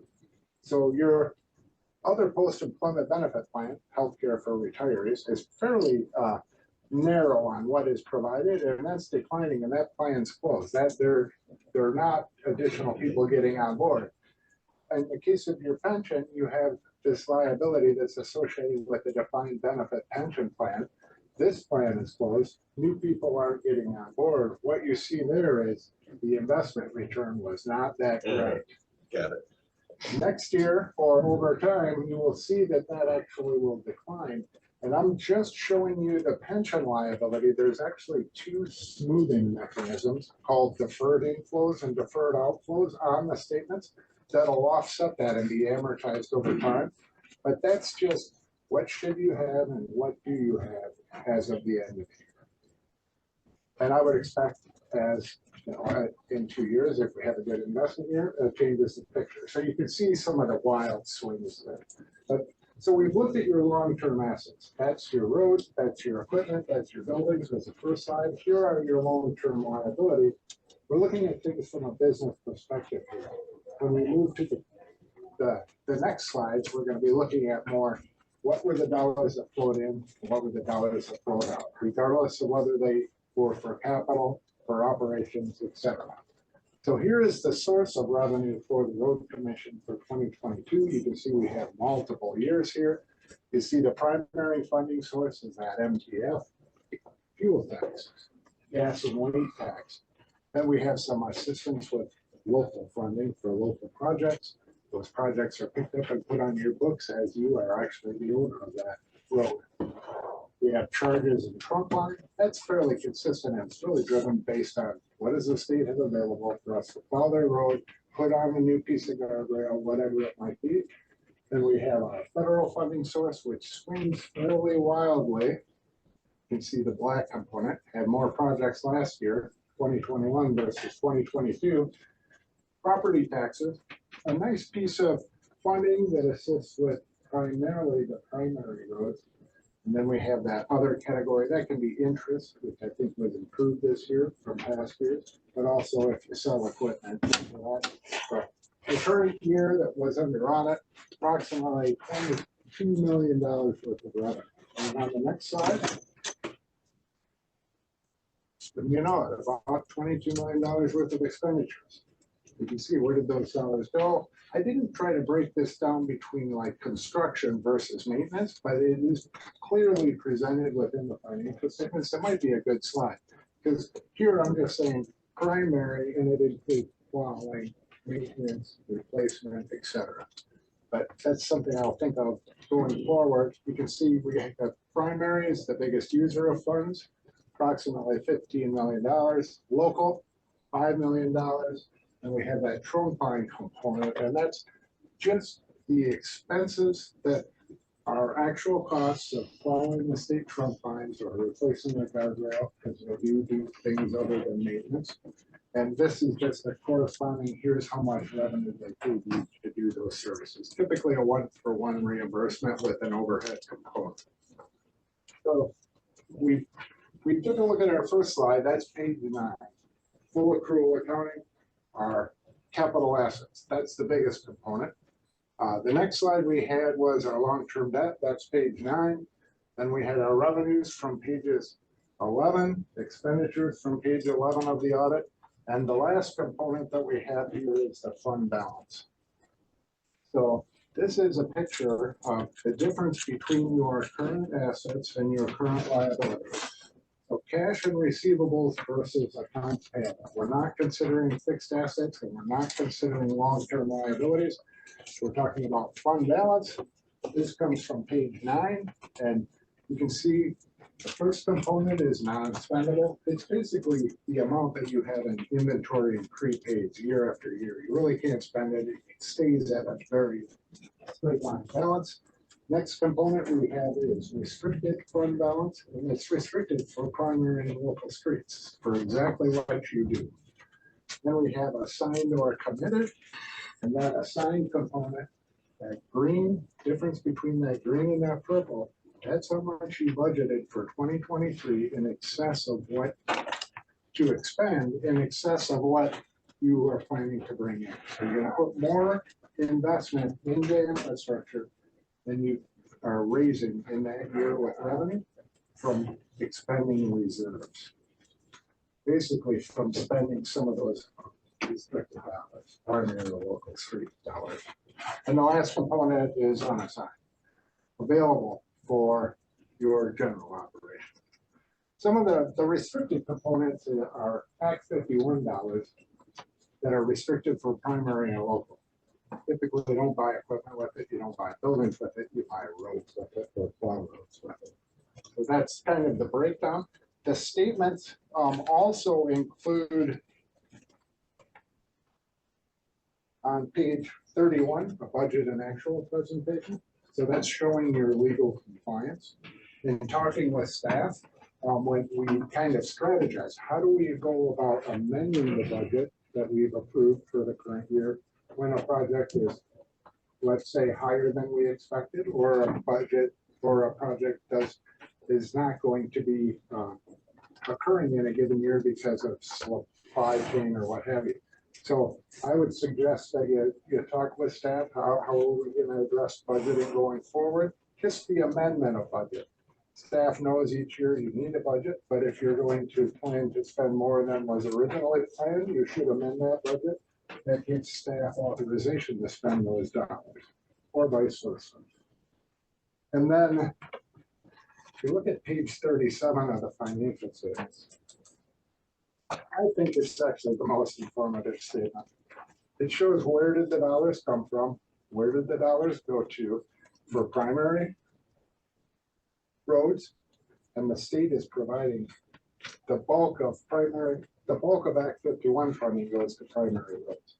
How much funding did we receive for local roads, and where did those dollars get expended? So here we can tell if it's routine maintenance, heavy maintenance. And then the last category is county road. And that county road is where you're buying equipment, or you have overhead activities, and then you're charging back to primary and local for using that equipment. Be happy to answer any questions you have about the audit process. We also provide a letter, which I refer to as the audit committee letter, and it talks about our responsibility, your responsibilities. And within that letter, we identified some opportunities for improvement of your internal controls. So my suggestion would be to take a look at that and then ask management, how are you planning to address these items? Would be my suggestion. The letter in the packet. So it should be in the. Okay. There's a letter in addition to page Oh, that would probably be page 42.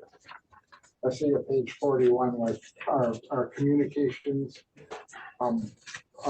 internal, our opinion on internal controls over financial reporting. We also provide a letter that it's 2 pages where it talks about our responsibilities, your responsibilities, and it includes the adjustments identified during the audit process. If that helps you, but it doesn't have a number on it, so maybe page 42 of what you're looking at. Other questions I can answer about the audit process? There's a lot of information in here, and I'd love to kind of walk you right through it page by page when you have time. I know this is plenty of people here, and I'm not sure how many more. So it's your call. I'm more than happy to do that. See, we have it. I have a quick question on fund balance. Yes. May or may not be your purview. I am new to this particular board, but not new to board. Most have kind of a standard percentage that they're looking at for kind of keeping their fund balance at.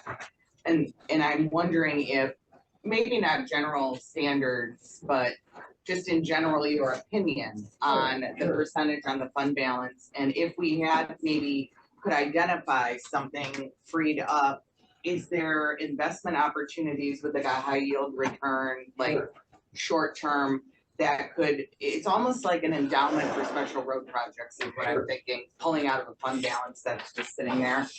And how do we earn on our current fund balance versus what we potentially could? Sure. So I'm looking at pages 9 and 11 of your financial statements, if you have them available. Then on page 9, at the bottom, we can see that you have fund balance of $13 million. And up above, you can see 1.5 is inventory.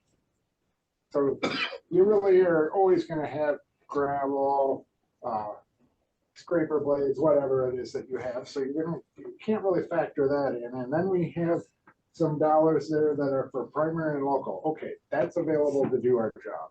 And we have some that's available for subsequent year expenditures. That's how much you budgeted in 23, more than you plan to bring in. And so I would say, if you were to formulate a fund balance policy, I would say we would exclude non-spendable. But take the remainder and divide it by your current year expenditures, which are on page 11. And on page 11, your current year expenditures were, look at the first column, general fund, $22 million. So let's say you say our fund balance policy is going to be, it looks like it approximates right now 50% of expenditures in a given year.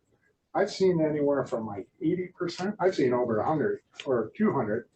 But what seems wise is to have some reserves. So when you do big projects, you're able to pull them off and then you save back up, and you don't kind of shoot yourself and say, well, we can't have any more than that, so we won't ever be able to do a big project.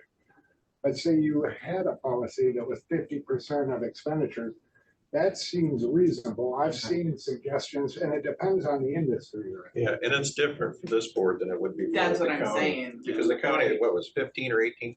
It was 15, and I think we hovered at 13 when I was there. We were trying to build the fund And balance. that wouldn't be sufficient for us, Right, so because when we I run saw in this- this yeah, when I saw this contingencies. number, Right, well, I was kind of surprised by the number, but I also am learning, the principles of this type of accounting. Some So of what it I'm can hearing be- is we're probably likely right around on target that gives us those reserves. Yeah, so just keep in mind that if your budget holds true, you're planning to spend $5 million more in 23 than you have. That's gonna put you down at 25%. Okay. Then we are bringing in, you mean? Yes, yes. Right. So that'll put you down at about 25%. Because we don't want to spend more than we have. No.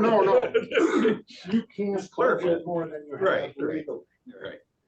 But that will bring you down. So you're sitting at 50. So let's say you say, we want to be in a range of 20 to 50. What I suggest, I generally don't say the percent, but that you have a target and you try to maintain it. Because I have some clients that are very small. If they need an HVAC unit on a library or whatever it might be, that could be 100% of their fund balance because they just don't have $22 million worth of expenditures. So it's relative for sure. and what you're planning to do, a bigger stretch of road and not finance it, you gotta start stocking up on those dollars. So What it is seems like a your- reasonable percentage for reserve Yeah, spending. yes. And we're not missing out on some kind of short-term investment earning or something that I could. think this year was very good return. The county assists you with identifying investments. Historically, the last like 5 years have been horrendously Right. bad, and there's nothing there. There's very good short-term operations, at least through December of this last year, where people were earning 5+%. Absolutely. On very short-term things, so you'll see that really turned things around. If you look at your interest, you made $60,000 last year, and it didn't get good until the last few months, really. So hopefully that's helpful. No, thank you. I appreciate that. Are there other questions that I can try and answer? Doesn't look like. Do we have a motion to accept the auditor's report? Okay. We should still have a motion. I make a motion to accept the auditor's report as presented. Support. Thank you. Appreciate your people Thank too. you. Thank you, Peter. And we can do that on voice. vote, Yes. correct? All right, Heather. All those in favor? Aye. Aye. Any opposed? Item G. Thank you, Peter. I will make a motion to go into closed session for the purposes of discussing attorney-client communications. Jason, all in favor? We need a roll call. Roll call vote for it. Sorry, that's right. Roll call vote. Thank you. Hassan, Yes. Warren, Yes. Lehman, Gilman, Yes. Underwood. Yes. But first I have to go to the bathroom. I'm I'm gonna go to the.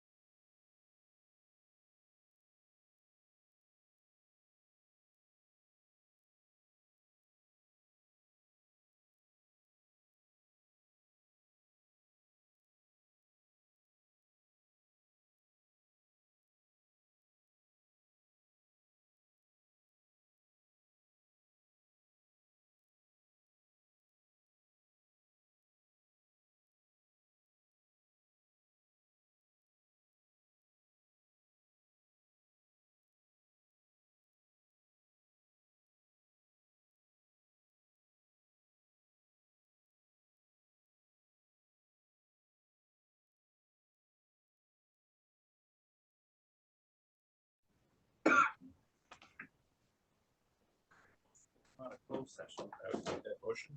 Those in favor?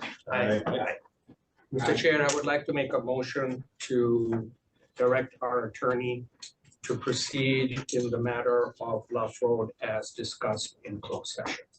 For a second. Support. We're gonna roll call this. Heather? Corn, Yes. Lehman, No. Gilman, Yes. Chasm, Yes. Underwood. Yes. All right, H, the mobility study. This is where we want to set up a special work session. And so, And we also at this point would like to at least show you where we stand with the Okay. maps. Okay. So can you fire that up, please, Larry? And this is in response to Commissioner Hyder's question. Prioritizing, so. So this is the preliminary response to the question. So, and one of the things too, I want to mention, just so as we talk through this, and the reason why, you know, we focused on Airport Road is there's close to 40,000 cars, if not over 40,000 cars. Larry and I did a pretty cursory scan of all the state trunk lines north of Saginaw. Airport Road has higher volumes than all of them. Than every single trunk line. I-75, greater than I-75, greater than 27, greater than 31. So, you know, that's how we kind of got started. And when you start looking at these, we have a lot of roads that are busier than many of the trunk lines throughout northern Michigan. Can you give a definition of a trunk line? A trunk line is all of the US M routes and I routes. So any interstate, US 31, M37, they're all considered trunk lines. State owned is basically what it means. So as we look into this, and do you have it just to the areas, the three that we wanted to see, Larry? Yes, I do. So this is, we broke them down because we were gathering data from the state of Michigan and from some of our traffic counts that we did in-house. So these layers are to basically put the traffic counts on the line, which kind of takes some time, but yeah, so one of the first ones we did was the primaries and the secondaries that are 2 lanes that are over 5,000 cars. So you can see this is kind of lit up for our area here in our county, kind of just showing some of that data, and we're extracting that data just from like I said, some of our line work, and then also some of our data that we extract from the state. So as we zoom in, we're just kind of hitting some of these spots that have a very high volume, only with 2 lanes. We did primaries and locals. Obviously, our network is broken out by primary and local, and primary are mainly our big roads. You know, the ones that we're working on and we're doing maintenance on routinely, and we're doing a maintenance on local as well. But those big dollar HMAs and all that stuff are mainly for those primaries. But so they're broken out that way as well. But as you can see, the histogram here, or the different traffic counts are light to red to make you kind of see some of the differences in some of these roads. Okay. So this is our South Airport. You know, we're looking at 18,000 on that section of South Airport. Silver Lake, we're in the 6,000, 7,000s.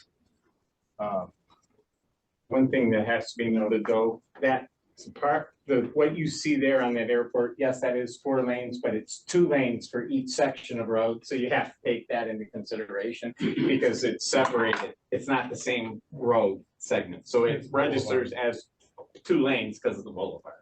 So actually that is the 4-lane section, but it shows up because of the fact that that's where it's boulevard. It shows up as 2 lanes. And these are per day counts. These are per day. These are per day. So Logan's Landing there, the 37,390, that is the 4 lanes of traffic? So that is, yes, Okay. that's the both kind of together, they're split, but Yeah, and it's actually probably higher than that during certain times. We would assume it's based on traffic in the tourist season, it's over 40. So if you're looking at what we know, just by knowing on the map, is a 2-lane road, one lane in each direction. The number is for both lanes, right? Correct. Okay. That's correct. Some of the other roads that, you know, I'm on the west side, so I see some of this action. I see my house in the middle of the mess. Like, Barnes, you know, we're looking at 10,000 on Barnes.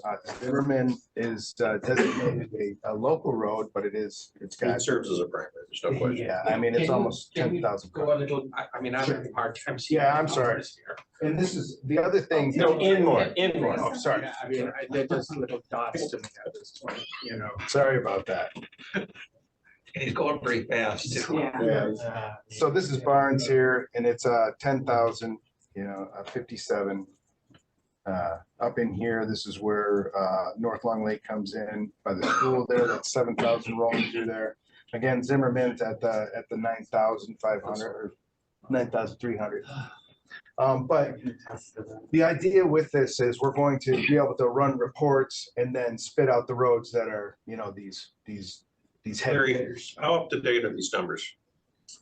These numbers are 2022. Okay. But some counts are older than that. I mean, some of them, it's like I know, up through you can't, 2022. if you could, you just snap your fingers and get counts, but. Our counts are from, well, I didn't go before 2018. So 2018 to 2022 from our counts. We have a few that are 2023, but that was just mainly for our through roads. We're trying to get some numbers on our through roads that are locals. so this is an average for the whole year of 22? Well, these are well, some of them for the state of Michigan, these are average day traffic. Okay. That's from the state of Michigan. Ours So are per in-house. day in 2022, Zimmerman averaged whatever that is, 93.15. Right, exactly. Yeah. That's a lot of cars. I know it is. And then we take these numbers and we give them to Networks Northwest and they transmit to MDOT. Yeah, and that's how MDOT got a lot of these numbers. So like, Understand the move, process. right, move to the east side a little bit there. And you can, just so you can see some of these areas. Like, for example, you've got the, this is 4 Mile. 6,516. So is that east of the 4 Mile connection there on This would Hammond? be, That says 8861. yep. I gotta make my numbers. And then Hammond Road is so 13,000. east of 4 Mile on Hammond, 13,000. 13,056 on Hammond Road. That's got even, that's a huge number, isn't it? it is, Overall. it's a lot of traffic. Is that 3 Mile? You got the 3 east Mile, west yes. traffic and then you have. 3 Mile is 4 Mile. 8861 and 4 Mile is 6516. So Now, 3 Mile. Larry, is a lot. can you zoom, can you get, now, click on the 3 mile, the 3 lane roads that exceed, what did we say, 10,000 So these are, or these 7,500s? 3 lanes over, I'll say 3 lanes over 7,500. That was where we're at here. So we're looking at, you know, this is a section of South Airport that's at, you know, just over 13,000. It's 3 lanes. You know, That's just. So that's a center turn lane is what that means. correct. So we receive Yeah. And then, In your Costco or something? It's not. Yeah. Lafreniere, we're That's looking at- actually me going back and forth to Costco. Lafreniere, Lafreniere's 13,000. Wow. Without even the apartment And I buildings. believe that's a, I think that's a local as well. yeah, and Lafreniere is the local. So. And that's something. So would the Keystone numbers be skewed on this because Keystone was under construction for so much of 22? It's, yeah, I would say we could go back to, there is 2021 numbers and 2020 numbers. We don't do traffic counts on roads that are under construction. Right. Because it would really just. So it might be time now with the roundabout. So that, but that might be the 21 number, is that what you're saying? It says 10,818 on Yeah, it's Keystone. 10,000. Which is, I would say that's probably about right. that's I'm from- looking at it, Yeah. and feeling it, and I've been doing traffic for a lot of years. That's about what I would guess. Yeah, I mean, Lafreniere's definitely busier than that. It's Because funny. all the time. When I drive Lafreniere, it never seems. No, it never seems that busy. Well, it never seems that But busy. it's continuous all day long, it's the thing, because you have so many residential. It's not the morning and evening commutes Yeah. where our other quarters are overloading. Yes. Like, while you're at it, can you just put on again the 2 lanes? As well as put on those multi-lane roads now, so we can show where all of our highway congestion is. So hit those, what is it, greater than 3 lanes? These are 3 lanes over 10,000. So what happens to Garfield where it changes so drastically? Let's see. You're not. This is Garfield? Yeah, that's Because- Garfield, but there's a because- section that's not there. Because that's wider, that's 5 lanes Oh, wider. That's what I'm trying to get him to get turned So on. where does 3 Mile come in? So we got, let's see, primary to over 3. Which one? Is that something with 10,080, does that sound good? What road is that? Oh, that's Keystone Road going up. Yeah, this is. Yeah. Yep, and then once it picks up River, you can see the additional traffic after there coming in from River. They're about so necessary there. Wow. So one of the things that's interesting about this data, if you look at it, you know, there was a lot of talk where people didn't understand why Robbins Bridge wasn't just this great savior of the bypass traffic. But the numbers there are interesting because if you look at Keystone, you've got 10,000 and change, and you look at Cass, you've got 6,000 and change. Those are both, of course, north-south corridors. But you can see that it doesn't really alleviate much. It actually just directs the traffic to the Beitner corridor. And my understanding was that the river crossing at Beitner was a fairly big environmental disaster. It's a culvert type bridge and causes issues. But that just goes to show that Robbins Bridge didn't do much to alleviate the traffic. And you could probably make an argument that it actually increased the density into that area going over Beitner. The one woman that spoke today that I think lives in that area, it was interesting to me what she had said, where she had thought that Cass Road at one time was able, maybe by Robbins Farm, to keep going to Beitner. I have never, in all the years I've been involved in this project, heard anybody say that, or that it ever had. But it would be curious to me because you're looking at, honestly, the Robbins Bridge made the traffic worse there. Yeah. Is that Cass with 667? And then the other thing, zoom out so we can hit everything just once real quick. Larry, and I'm still not seeing those huge multi-laners. Are they not being refreshed? The ones that are like the 4 and 5 lane roads? Those are the 4, greater than 3 lanes over 10,000. So you can see, like, it's all in this area, Yeah. but there's a ton of other ones that extend out. So you've got Long Lake Road and was it Cedar Run? Cedar Run's a big one, but I mean, we're still looking at 6,000. And there may be little gaps where segments That didn't says get. 8,200 on the far side of Long Lake. Yeah. That's huge. So, Yeah. so that's the map you probably ought to. Move on. Yeah. Why isn't Grandview Parkway part of that?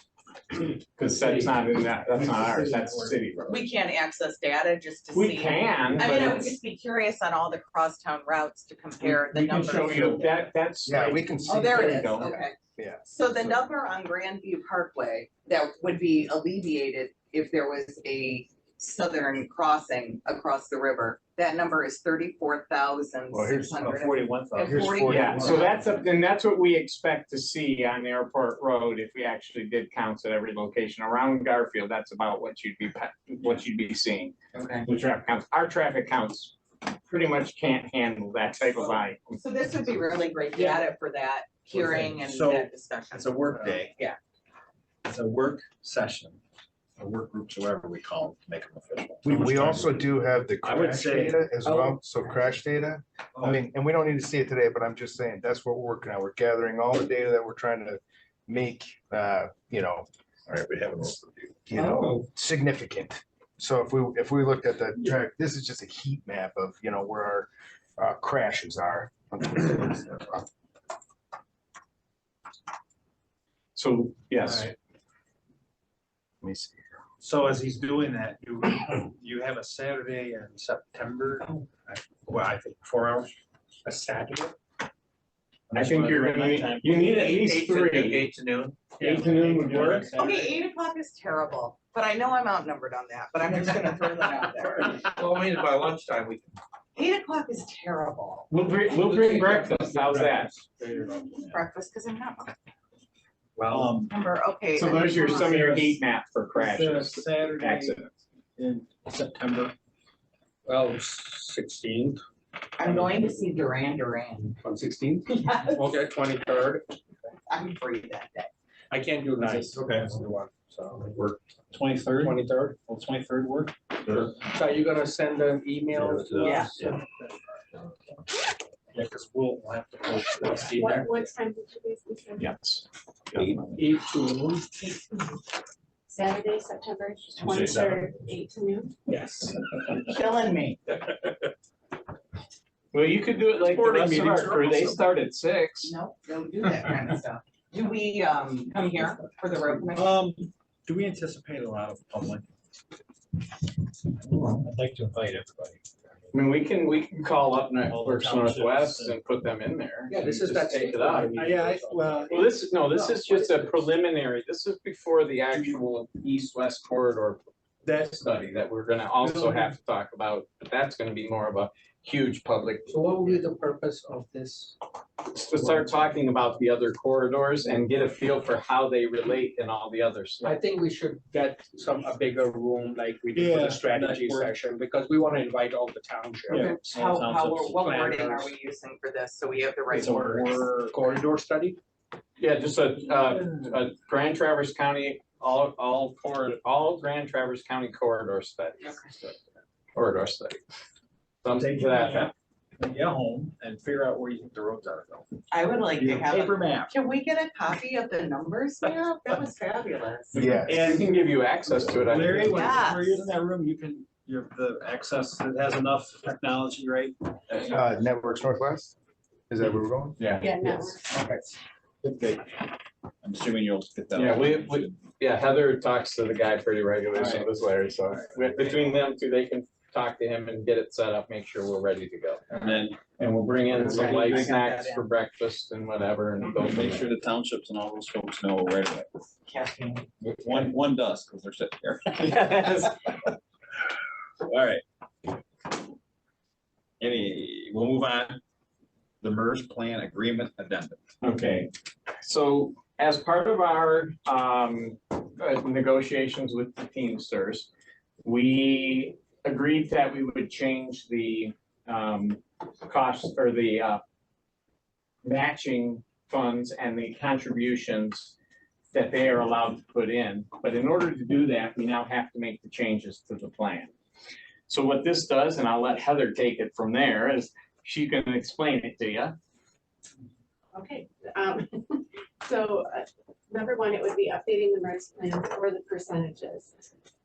There are different rules with the governmental retirement account with MERS, and something that we've learned with this is there is an IRS ruling that states that once you select an amount, okay, you can't change that election by the way that our plans were written. Originally, the way this was explained when I first started, the way we looked at it was that as long as people elected the highest amount that they were able to do, so let's say that currently under the crew plan, they could select 0 or they could select 2%. That was the max that they could do. If they moved to anywhere else within MERS, whether it be here or any other governmental organization that was offering that they should be able to select up to the highest amount because they had elected the highest amount from where they were. That's not exactly true by the IRS ruling in that. So the way that it was explained to us from our representative, that the way our plan is currently written, where it says they can either choose 0 or that 2%, or for our admin, the 0 or 3%, or before 0 or 3, that we actually have to take that 0 out of there. So it would mean that doing our MERS plans would become mandatory. Yeah. There would be no choice. It would be that percent.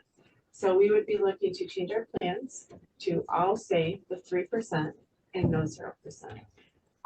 The reason I think that this is beneficial, not just for today, I was beginning to think about it for years from now. We might have people retire from the road commission and decide to go to be a commissioner. So if we align our plans without these different choices, then those would all be the same. The only reason that this is a possibility, that we can even make this work, is that every person here elects to be in the plan. We have not had anybody who has asked to not be in the plan or to contribute less than the highest amount. Most of the time I get questioned, can we contribute more?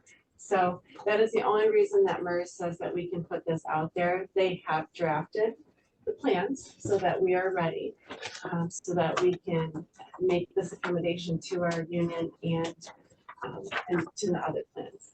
Might I also add, we have several people who have some in the past, and I can see in the future transfer from the crew to admin, and this would keep us under compliance also between MERS and IRS, moving people from different departments here. So, so we have 100% participation in the MERS. But if we go with this plan, in the future though, if someone doesn't want to participate, or then under this plan, they will have to participate. Yes, it would be part of. So we're taking away that option for future employees to not participate because for whatever reason. I mean, honestly, people in their 20s, 30s, they're not thinking about retirement and they want to take more money out, take home. So that's a possibility.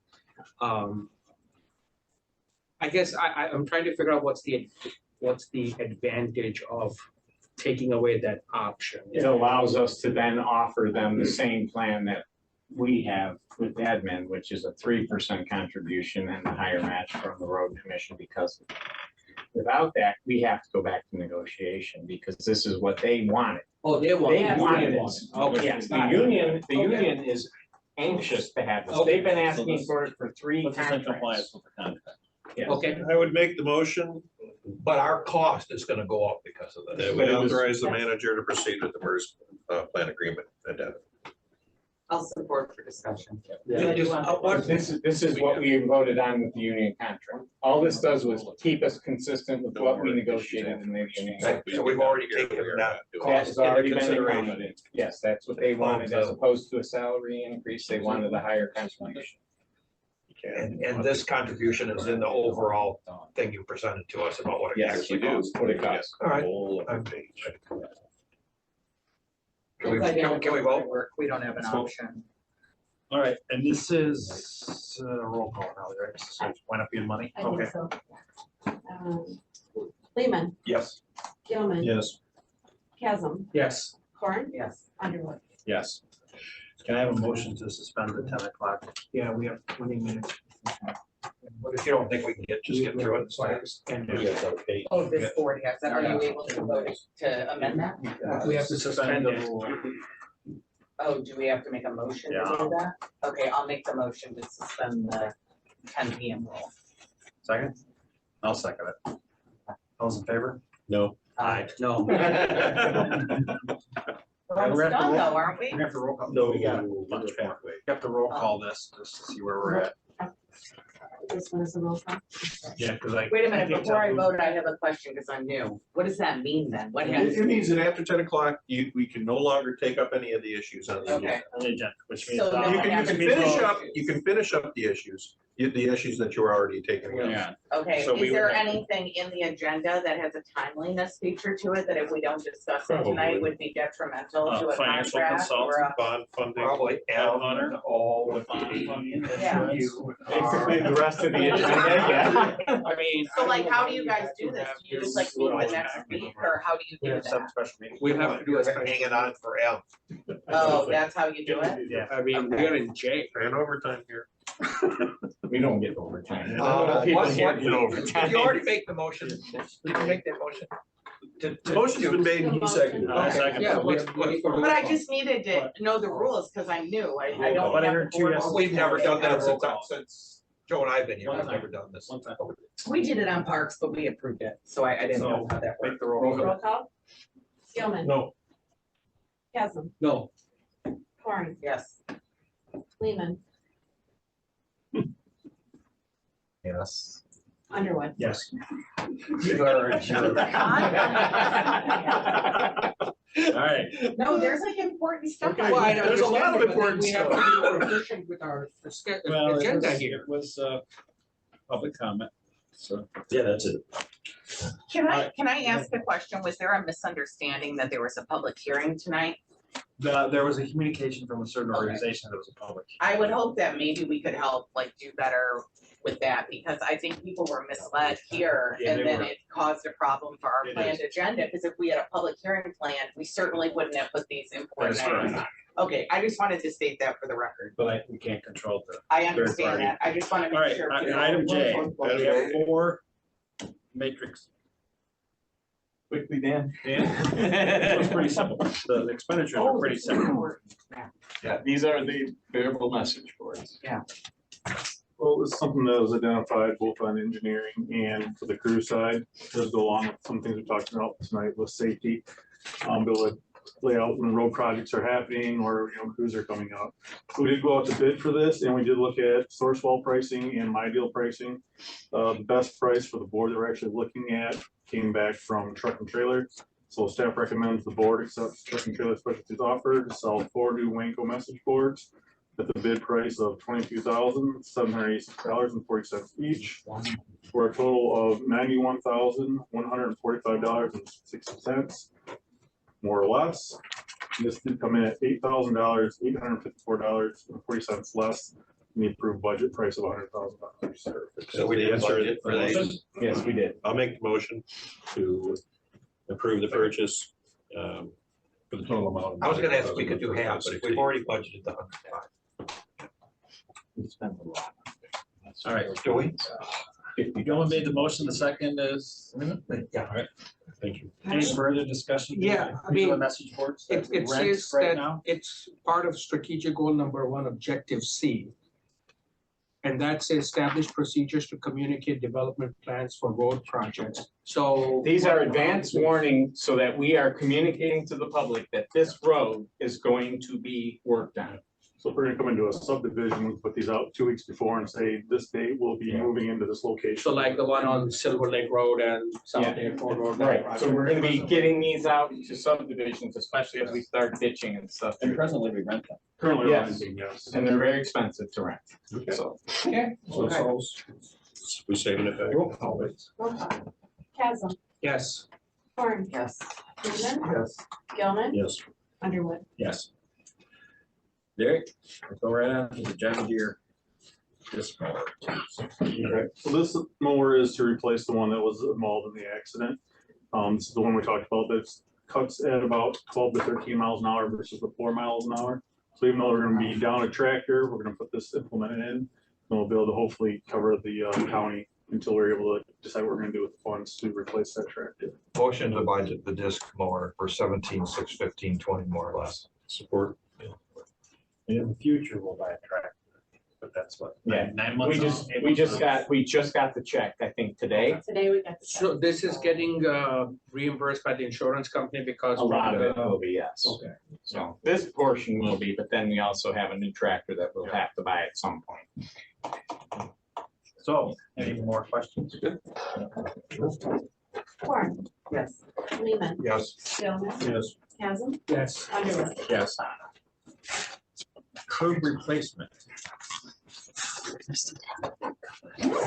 Yeah, so NDOT approached us, NDOT Sure. approached us, asking us to help them spend some additional maintenance dollars that they have at the end of their season here. They asked us to, they brought to us an estimate and some plans for curb replacement project on US 31. It's north of 72 by 1,100 feet south of Dock Road. This is going to be replacing the concrete curb gutter through there, so at various places. We put it out to bid on August 16th. We opened the bids or bid singular.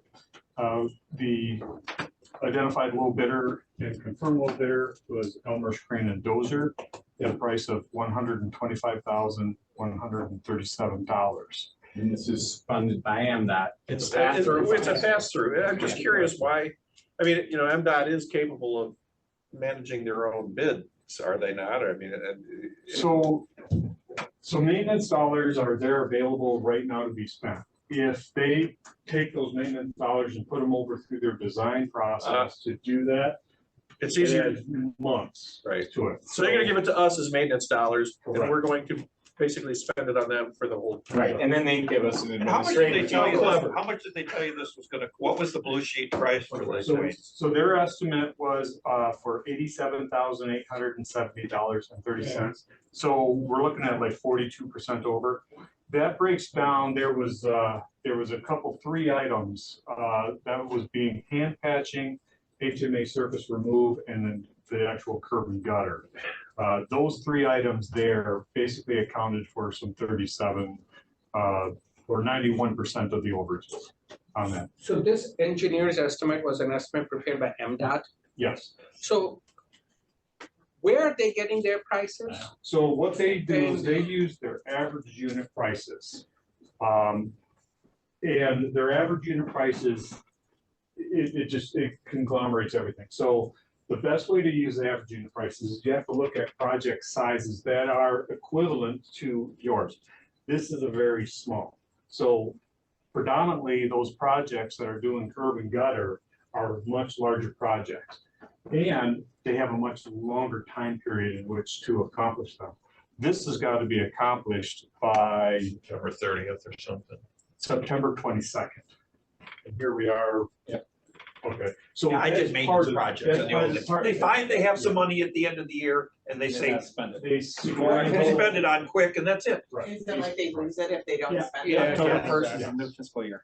So the 125, September 30th. 137 is gonna be paid entirely by MDOT? Yeah, this would be no cost to us. We'll actually get the whatever over. We're doing the contract administration. I mean, so we get does it over, need to be done, really? It does. There's broken areas up and down through there with that. It's gotta be done by the end of fiscal year, that's what we're after. And if we said no, is it gonna hurt, anybody's feelings at MDOT? Probably. Who's doing these in town? So, we're doing the contract. No, but who's the guy from Cal Casco who called you and said, hey, No, wait, this was Jeff Hunt, right? Jeff Hunt. This is Jeff Hunt. Yeah, he retires at the end of next Okay. month. We paved downtown Omina one year. Oh, downtown Omina stunk, and they said, we have this money. Yeah. And then they did the calculations, and they said, okay, it's $50,000. Okay, we bid it, Elmer's bid it, rebid it. Great, it was, the bid was $47,000. We went out there and measured it, Wayne, not too much different than your next item. And it was gonna take $140,000. They said, that's what it takes, okay. I make a motion to award the MDOT US 31 curb replacement to Elmer's Crane and Dozer Inc. in the amount of $125,137 more or less. Support. Further discussion? Roll call bit, roll call. Lehman, Yes. Gilman. No. Chasm, Yes. Horn, Yep. Underwood. Yes. We're getting a little slack at the here. All right, Wayne, you're still up on the overlay issue. Yeah, so these are one of the ones that we never like to have to come Yeah, this to kills me. about, but we are. So on our overlay project, the contractor, after this has already been bid and awarded, and they're now starting the work, they measured off, and they're like, wait a second, something's off here. True enough, we're off by 1 decimal point. So we have a contract mod in order to maintain the length of the project that we have gone in with. We had an error on our top course asphalt. We use a spreadsheet that's got all the formulas built into it.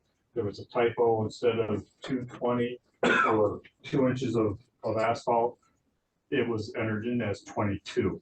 So off by a factor of 10 for the asphalt top course for the project. That contract mod, if approved, is a 12% of the overall project. The cost is for that 316. Nope, I'm sorry. Lost my spot here. Yeah, 316, 138. 316, 138 and 22 cents. So whose mistake was it? It was our, that was in on the engineering side. So our engineer tech putting that into the spreadsheet. Just missed that. Like on our side? Yes, that was on our side. But is that information reviewed and checked by the people, the company, the bidders, basically, to make sure that the information makes sense with the project that they're bidding on? Typically, you know, if it's in a perfect world, yes, they're kind of running computations on that too. And if they do, they are obligated as per the contract to bring that to our attention. Right. They didn't do that at that one time. But as they got out into the project and into the construction, now they're running through things. They saw it, they came to us. I mean, we are dealing with a pretty sophisticated company that does these projects on a pretty routine basis, right? I mean, so I would imagine that they are used to reviewing this data and double checking it and making sure that it matches with what the project is for, correct? Predominantly so, yes. Okay. And has there been internal changes here so we don't make mistakes? We are going to be requiring that, yes, that we will do a secondary review of all those, including those spreadsheets. You're gonna review the line items? Yes. Two sides, what you're talking. Okay. Did we have another bidder? No, of course not. No, this was the one that was.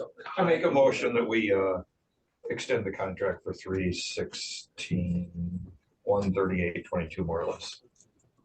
We want that road paved. Is there a second? I'll support, but I have a question. When we say more or less, what's the percentage? The percentage of the in-cross to the project. No, what's to the more or percentage when we less? say more or less, what's the percentage? It's typically 5 to 6%. So not 12%.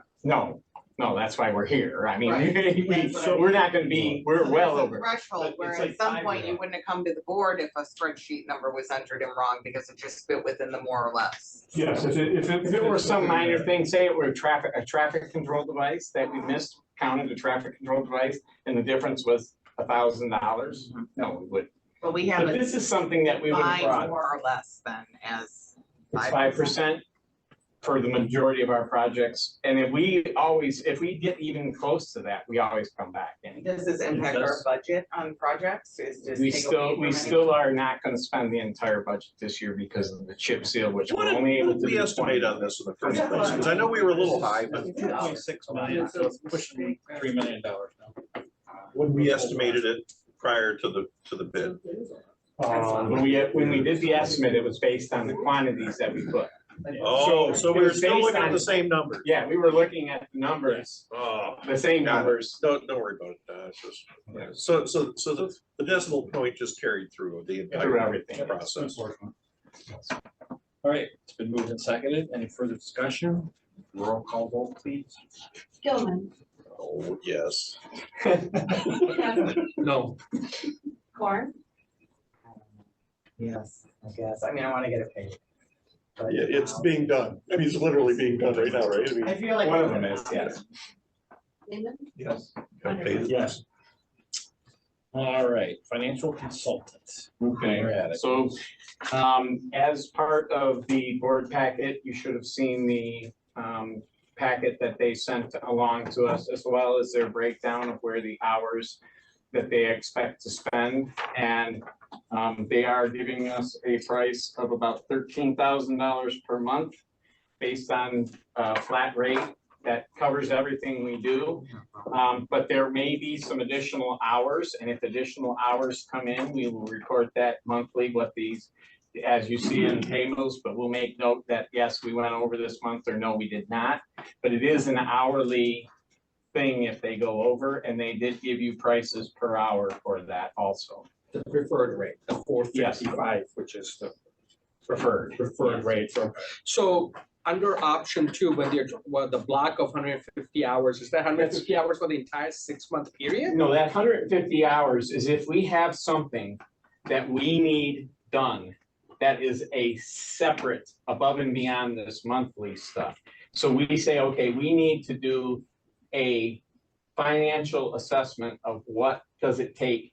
And this may be something that, depending on how fast we can move, with these trucks that we're talking about, that are going to be going to bad emissions soon, because we're gonna have those extra emissions. What is it really gonna cost us, opportunity cost wise, if we buy 9 chassis and just let 6 of them sit for the first year? And then we do 3 of those chassis the next year, and then 3 of those chassis the third year. Is it something that we're actually gonna save enough to be worthwhile on those? So some of those things, I don't see us necessarily needing it, but I wanted a price for something that we could have just in case we need a financial, like. For some special project. For a special project. And I don't see us having that need right now, but if it came up, we would also be coming back to you to talk to you about that. I just wanted you to know, and I wanted to have a price for it so that we could make those decisions effectively at that point. You're gonna make that motion or mine? You go ahead. I make the motion that we hired Raymond for 13,000 a month, more or less. For a period. 6 months. Yeah, 6, yeah. No. Isn't that what we Yeah, said so before, when we so talked we about said 6 months ago? That's right. Yes, for 6 months. And that's, yeah. And knowing that we have saved the finance manager's salary for a whole year, even though we didn't want to. We just wanted to hire a good finance manager. Yeah, that's our next one. That'll help you, Heather. So the motion is to hire them for $13,000 rates for 6 months. Not to exceed 6 months. Not to exceed 6 months. Okay. I think Jason seconded it, right? Yep. And roll call vote, please. Chasm, Yes. Horn. Yes. Lehman. Yes. Gilman. Yes. Mueller. Yes. And just clarification. Commissioner Warren, when you talk about buying chassis, 2027, the whole emission thing changes. Right, no, I'm aware of that, Yeah, yeah. okay, I didn't know if you. No, I actually really like the objectives that were written out here, and I thought that they summarized what we were interested in. I wanna make sure that all of a sudden, though, they don't come to us and say, no, 60 hours of service a month isn't enough, and all of a sudden, you're gonna have to pay for 20 more. I mean, like, this is pretty clear, right? Yeah, and I think there's some of it that they don't need to do necessarily for us, and maybe a little bit more in a couple other areas. Heather and I have been talking about that a little bit with them. Because once they provide the financial analysis of the renovated facility, that's it, right? There's no more hours being spent on that. Well, yeah, I mean, there's some other, like, how they have it broken down, though, I think we have the ability to keep it within that 60 hours. So then, did we hear back on Heather? Yes, I sent an email to all of you. Did you not get it? They might have. Yeah, no, we got it. Yeah, we got that, And in it's, the yeah, email? and it's, Yes. Yeah, it's right here, right? Yeah, and we got the. Yep, and then- Yes, and then we printed it out. So we talked to them and they gave us a price not to exceed to fill or to find a financial manager for us of $27,000. There were also potential if we needed them to come up here as opposed to doing it from their downstate offices, they would have travel expenses not to exceed $2,500. They've also, with this, one of the things is they're going to evaluate the position and give us a pay range that they feel is appropriate for it.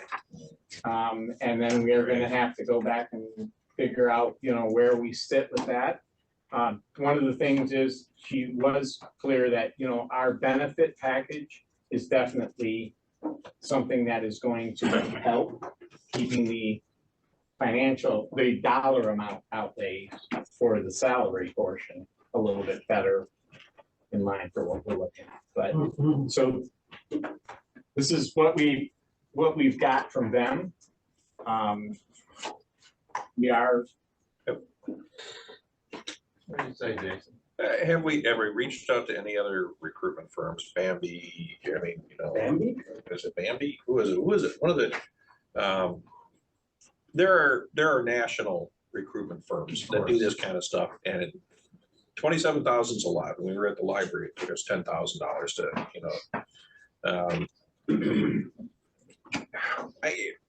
I just. How much? I agree with you, $27,000 is a lot of money, but I just feel we have already wasted so much time. We already going to be in September next, in a week, that we can't just keep spending time, trying to find. And actually, the other thing is not be as suitable for organization our size. Yeah, the other thing is, of course, they'll help us determine the appropriate pay range. Okay, they're downstate. I'm sorry, but there are different concepts of what the appropriate pay range is based on geography. And you look at somebody who's trying to support their own particular industry, which is, of course, of a financial nature anyway, which makes them more experts. However, it also. Actually, they have, the company may be like downstate, but I know for a fact that they have been involved in the searches for the Otsego County Administrator. They have been involved in the search for the Osage River Community Mental Health. I think the city of Traverse City was, I just think so there's they are very familiar to with. keep professional salaries as high as they possibly can be. Just say that. They just picked my boss. Is this about what you, I don't know what is the commission? This is about what we paid, and the timeline was about half of the time. They said 6 months, it took 3 months. I paid the bills. They've been what I expected, no overages. I will say, I have never met Elizabeth in person. It's always been done via Zoom. We've never had any travel expenses. Most of it is Zoom. And I think some of the stuff, we can also shave some of the costs off by doing some of the stuff that they were projecting to need to do internally. Because I think they were kind of like, okay, we'll do everything and we'll make all your stuff taken care of. But I think a lot of the stuff with Heather, when she interviews, she gets a better feel for the people. And I think we have some other assistants. Peter had mentioned that he would be willing to sit down with us and talk about questions that would be appropriate for someone in this position. So it would be less time spent with them. And he could help us out on stuff like that. So I think, I don't think we're gonna be quite to the max on this. I think we can shave little bits off here and there. But it's up to you as a board. I think it's really important. It's $27,000. We just spent $80,000 on message boards. Let's vote. Okay, is there a motion? I make a motion to approve Raymond as a headhunter for the financial position in the amount not to exceed $27,000. Support. Any additional discussion? I don't understand that. Yeah. No discussion, then roll call vote. Horn. Yes. Lehman. Yes. Gilman. Yes. Cassie. Yes. Underwood. Yes. Okay. Funding. So I've been in touch with the contractors, and Dan's been in touch with them too. They are looking to start fairly soon. So we are here to ask for an approval of the actual contract now with them. We talked about the bonding before, but we know we are getting the bonding, but we are asking for now approval with them. And they are the general contractor, so all payments will go through them for a total of $12,723,000 more or less. And again, this is something that as we get closer, there will be continuous updates given as to the board as to what's happening and how it's going. Yeah, well, we've already kind of decided it.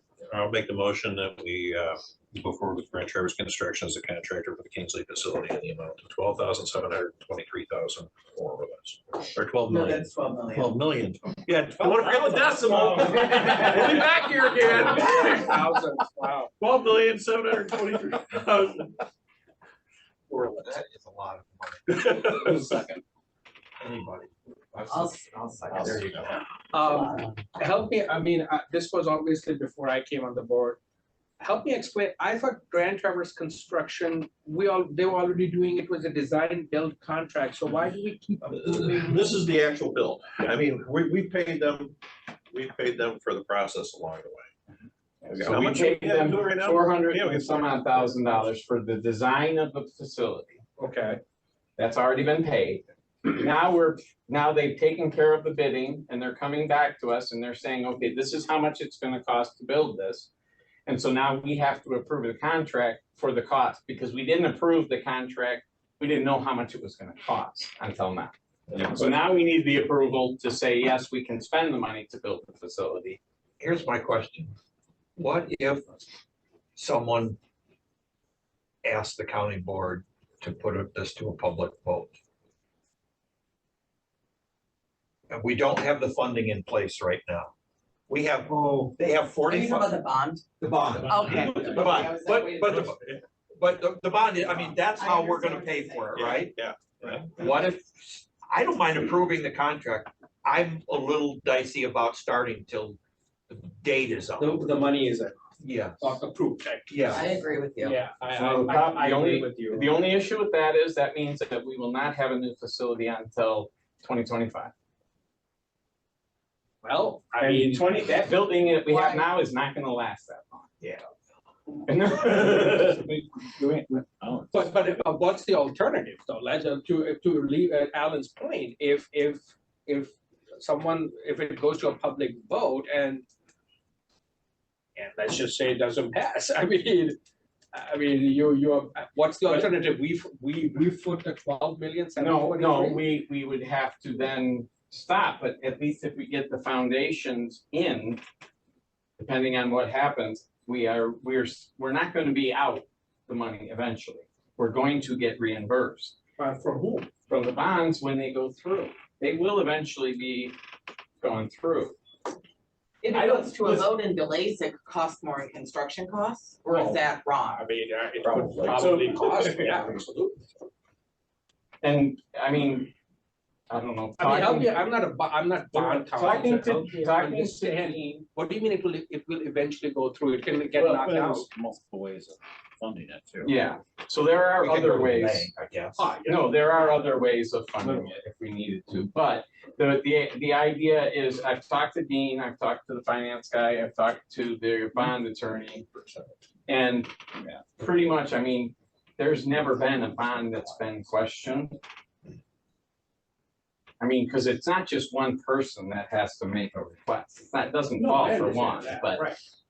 And I think everybody understands, if you look at the building that's out there right now, and you compare, I mean, our bids came in at 13, they're spending 10 million on a very small fire department out on 37.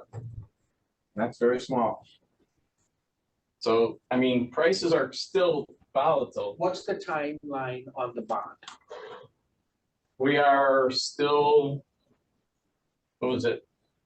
45, it's a total of like 90 days or something by the time we'll have proceeds. Sometime the end of October, we will have proceeds.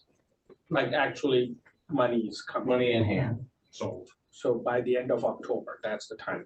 And the audit was. On the at the earliest, that's the. Well, it should be, he has a date already set for sale. When does this vote happen at the county board? That No, already no. happened. No, we're talking about public. There could be a request for a public. vote. Yeah. Ooh, how? I guess I'm lost on that then. So if you go and you ask for bonds, Uh-huh. because of the nature of the way Grand Traverse County is set up, we can go to the county board. Right. And the county board approved the bonds. We did, yeah. Right. Okay. But if enough people come in and demand a referendum on it, it can be forced to a public It's a vote. percentage of how many votes were cast in the last. Is it like governor's that for the election. Secretary of State or Kind whatever? of, yeah. Yeah. It's all based on- And since the ballot is already set for the November election, which is only in the city, I think, this year anyways, then we would have to wait for a public vote countywide in like a May May. election or something? May. May. Yeah, that's when the Next school regular board stuff, the schools Right. have a collection scheduled for that, so they would tag on to that. Primary elections though too, I don't know if it. It would have made the We would difference. have to find a temporary facility. So we'd also have to find a temporary facility because Kingston's not gonna make it. I'm just trying to understand the timeline. No, yeah, Once that's, it is. And then what we're looking at, I mean, the total expenditure for what's gonna happen between now and the bonds coming in will be probably not over $1 million at this point.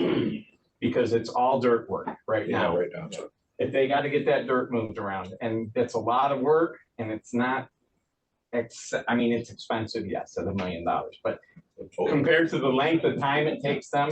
Well, do you have a timeline for footings and stuff? Do you have their full? We're hoping to break ground here in the beginning of September. And then trying to get footings in before December. So you couldn't do a publicly initiated referendum that quick? I did make the motion. All right, and then a second. I mean, I guess we can always Or did I? put a hold on the construction. Yeah. Go ahead. Even if it doesn't go. Yeah, I did make the You motion. did, you did make the. We didn't have a second though. I did. No, she Oh, did. Lisa Second. seconded. Okay. Was there any more conversation? Sorry, I got. It's been a very long day for me. Yep. You voted to extend it. This is important though, because we not done this in the time of the construction for the All right, whole this- building, right? this- Okay. Any more? Well, roll call, please. Lehman, Yes. Gilman, Yes. Chasm, Yes. Horn, Yes. Underwood. Yes. Bond funding.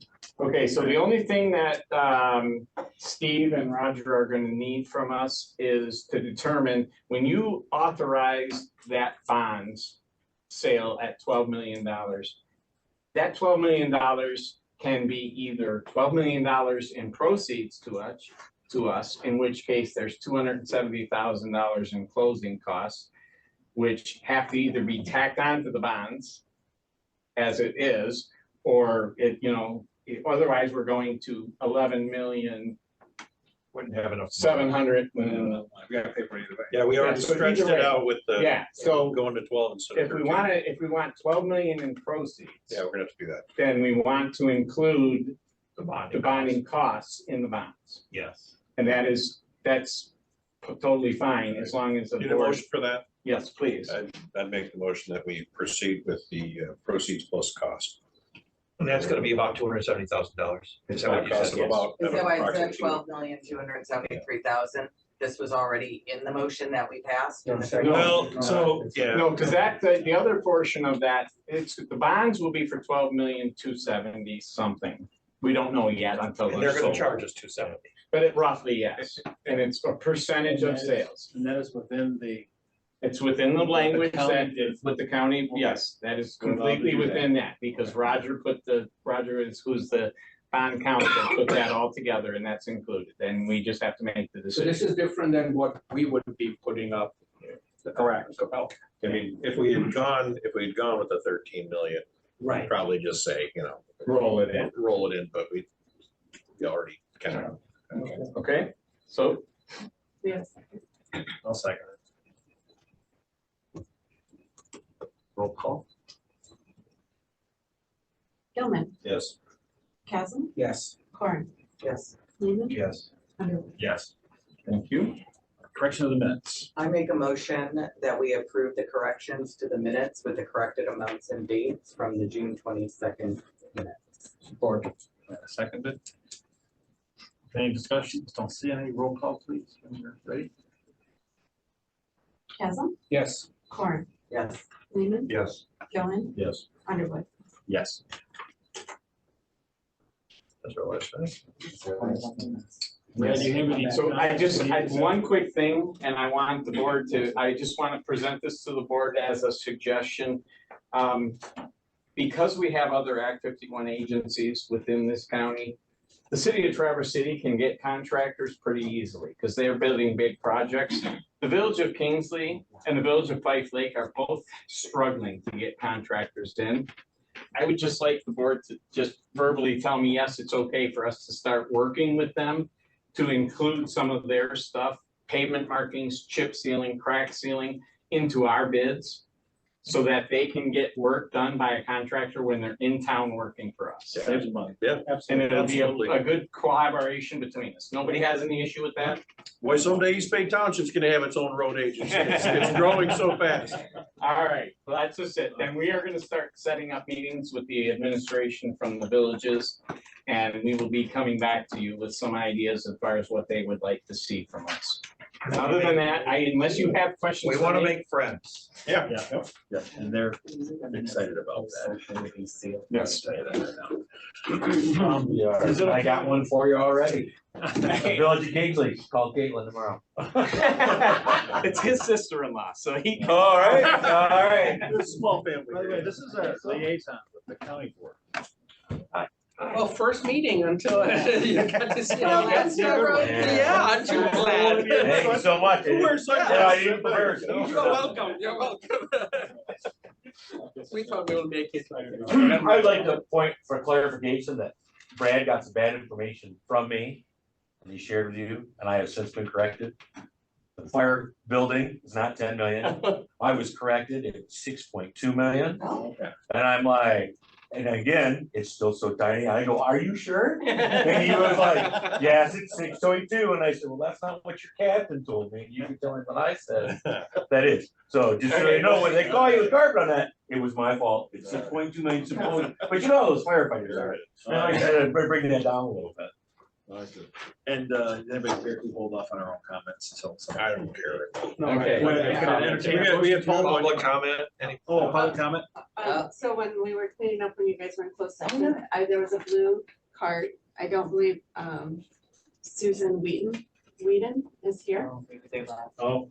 There is a comment written. Okay. Do you want me to share that? Yeah, you can read it. Yeah, sure.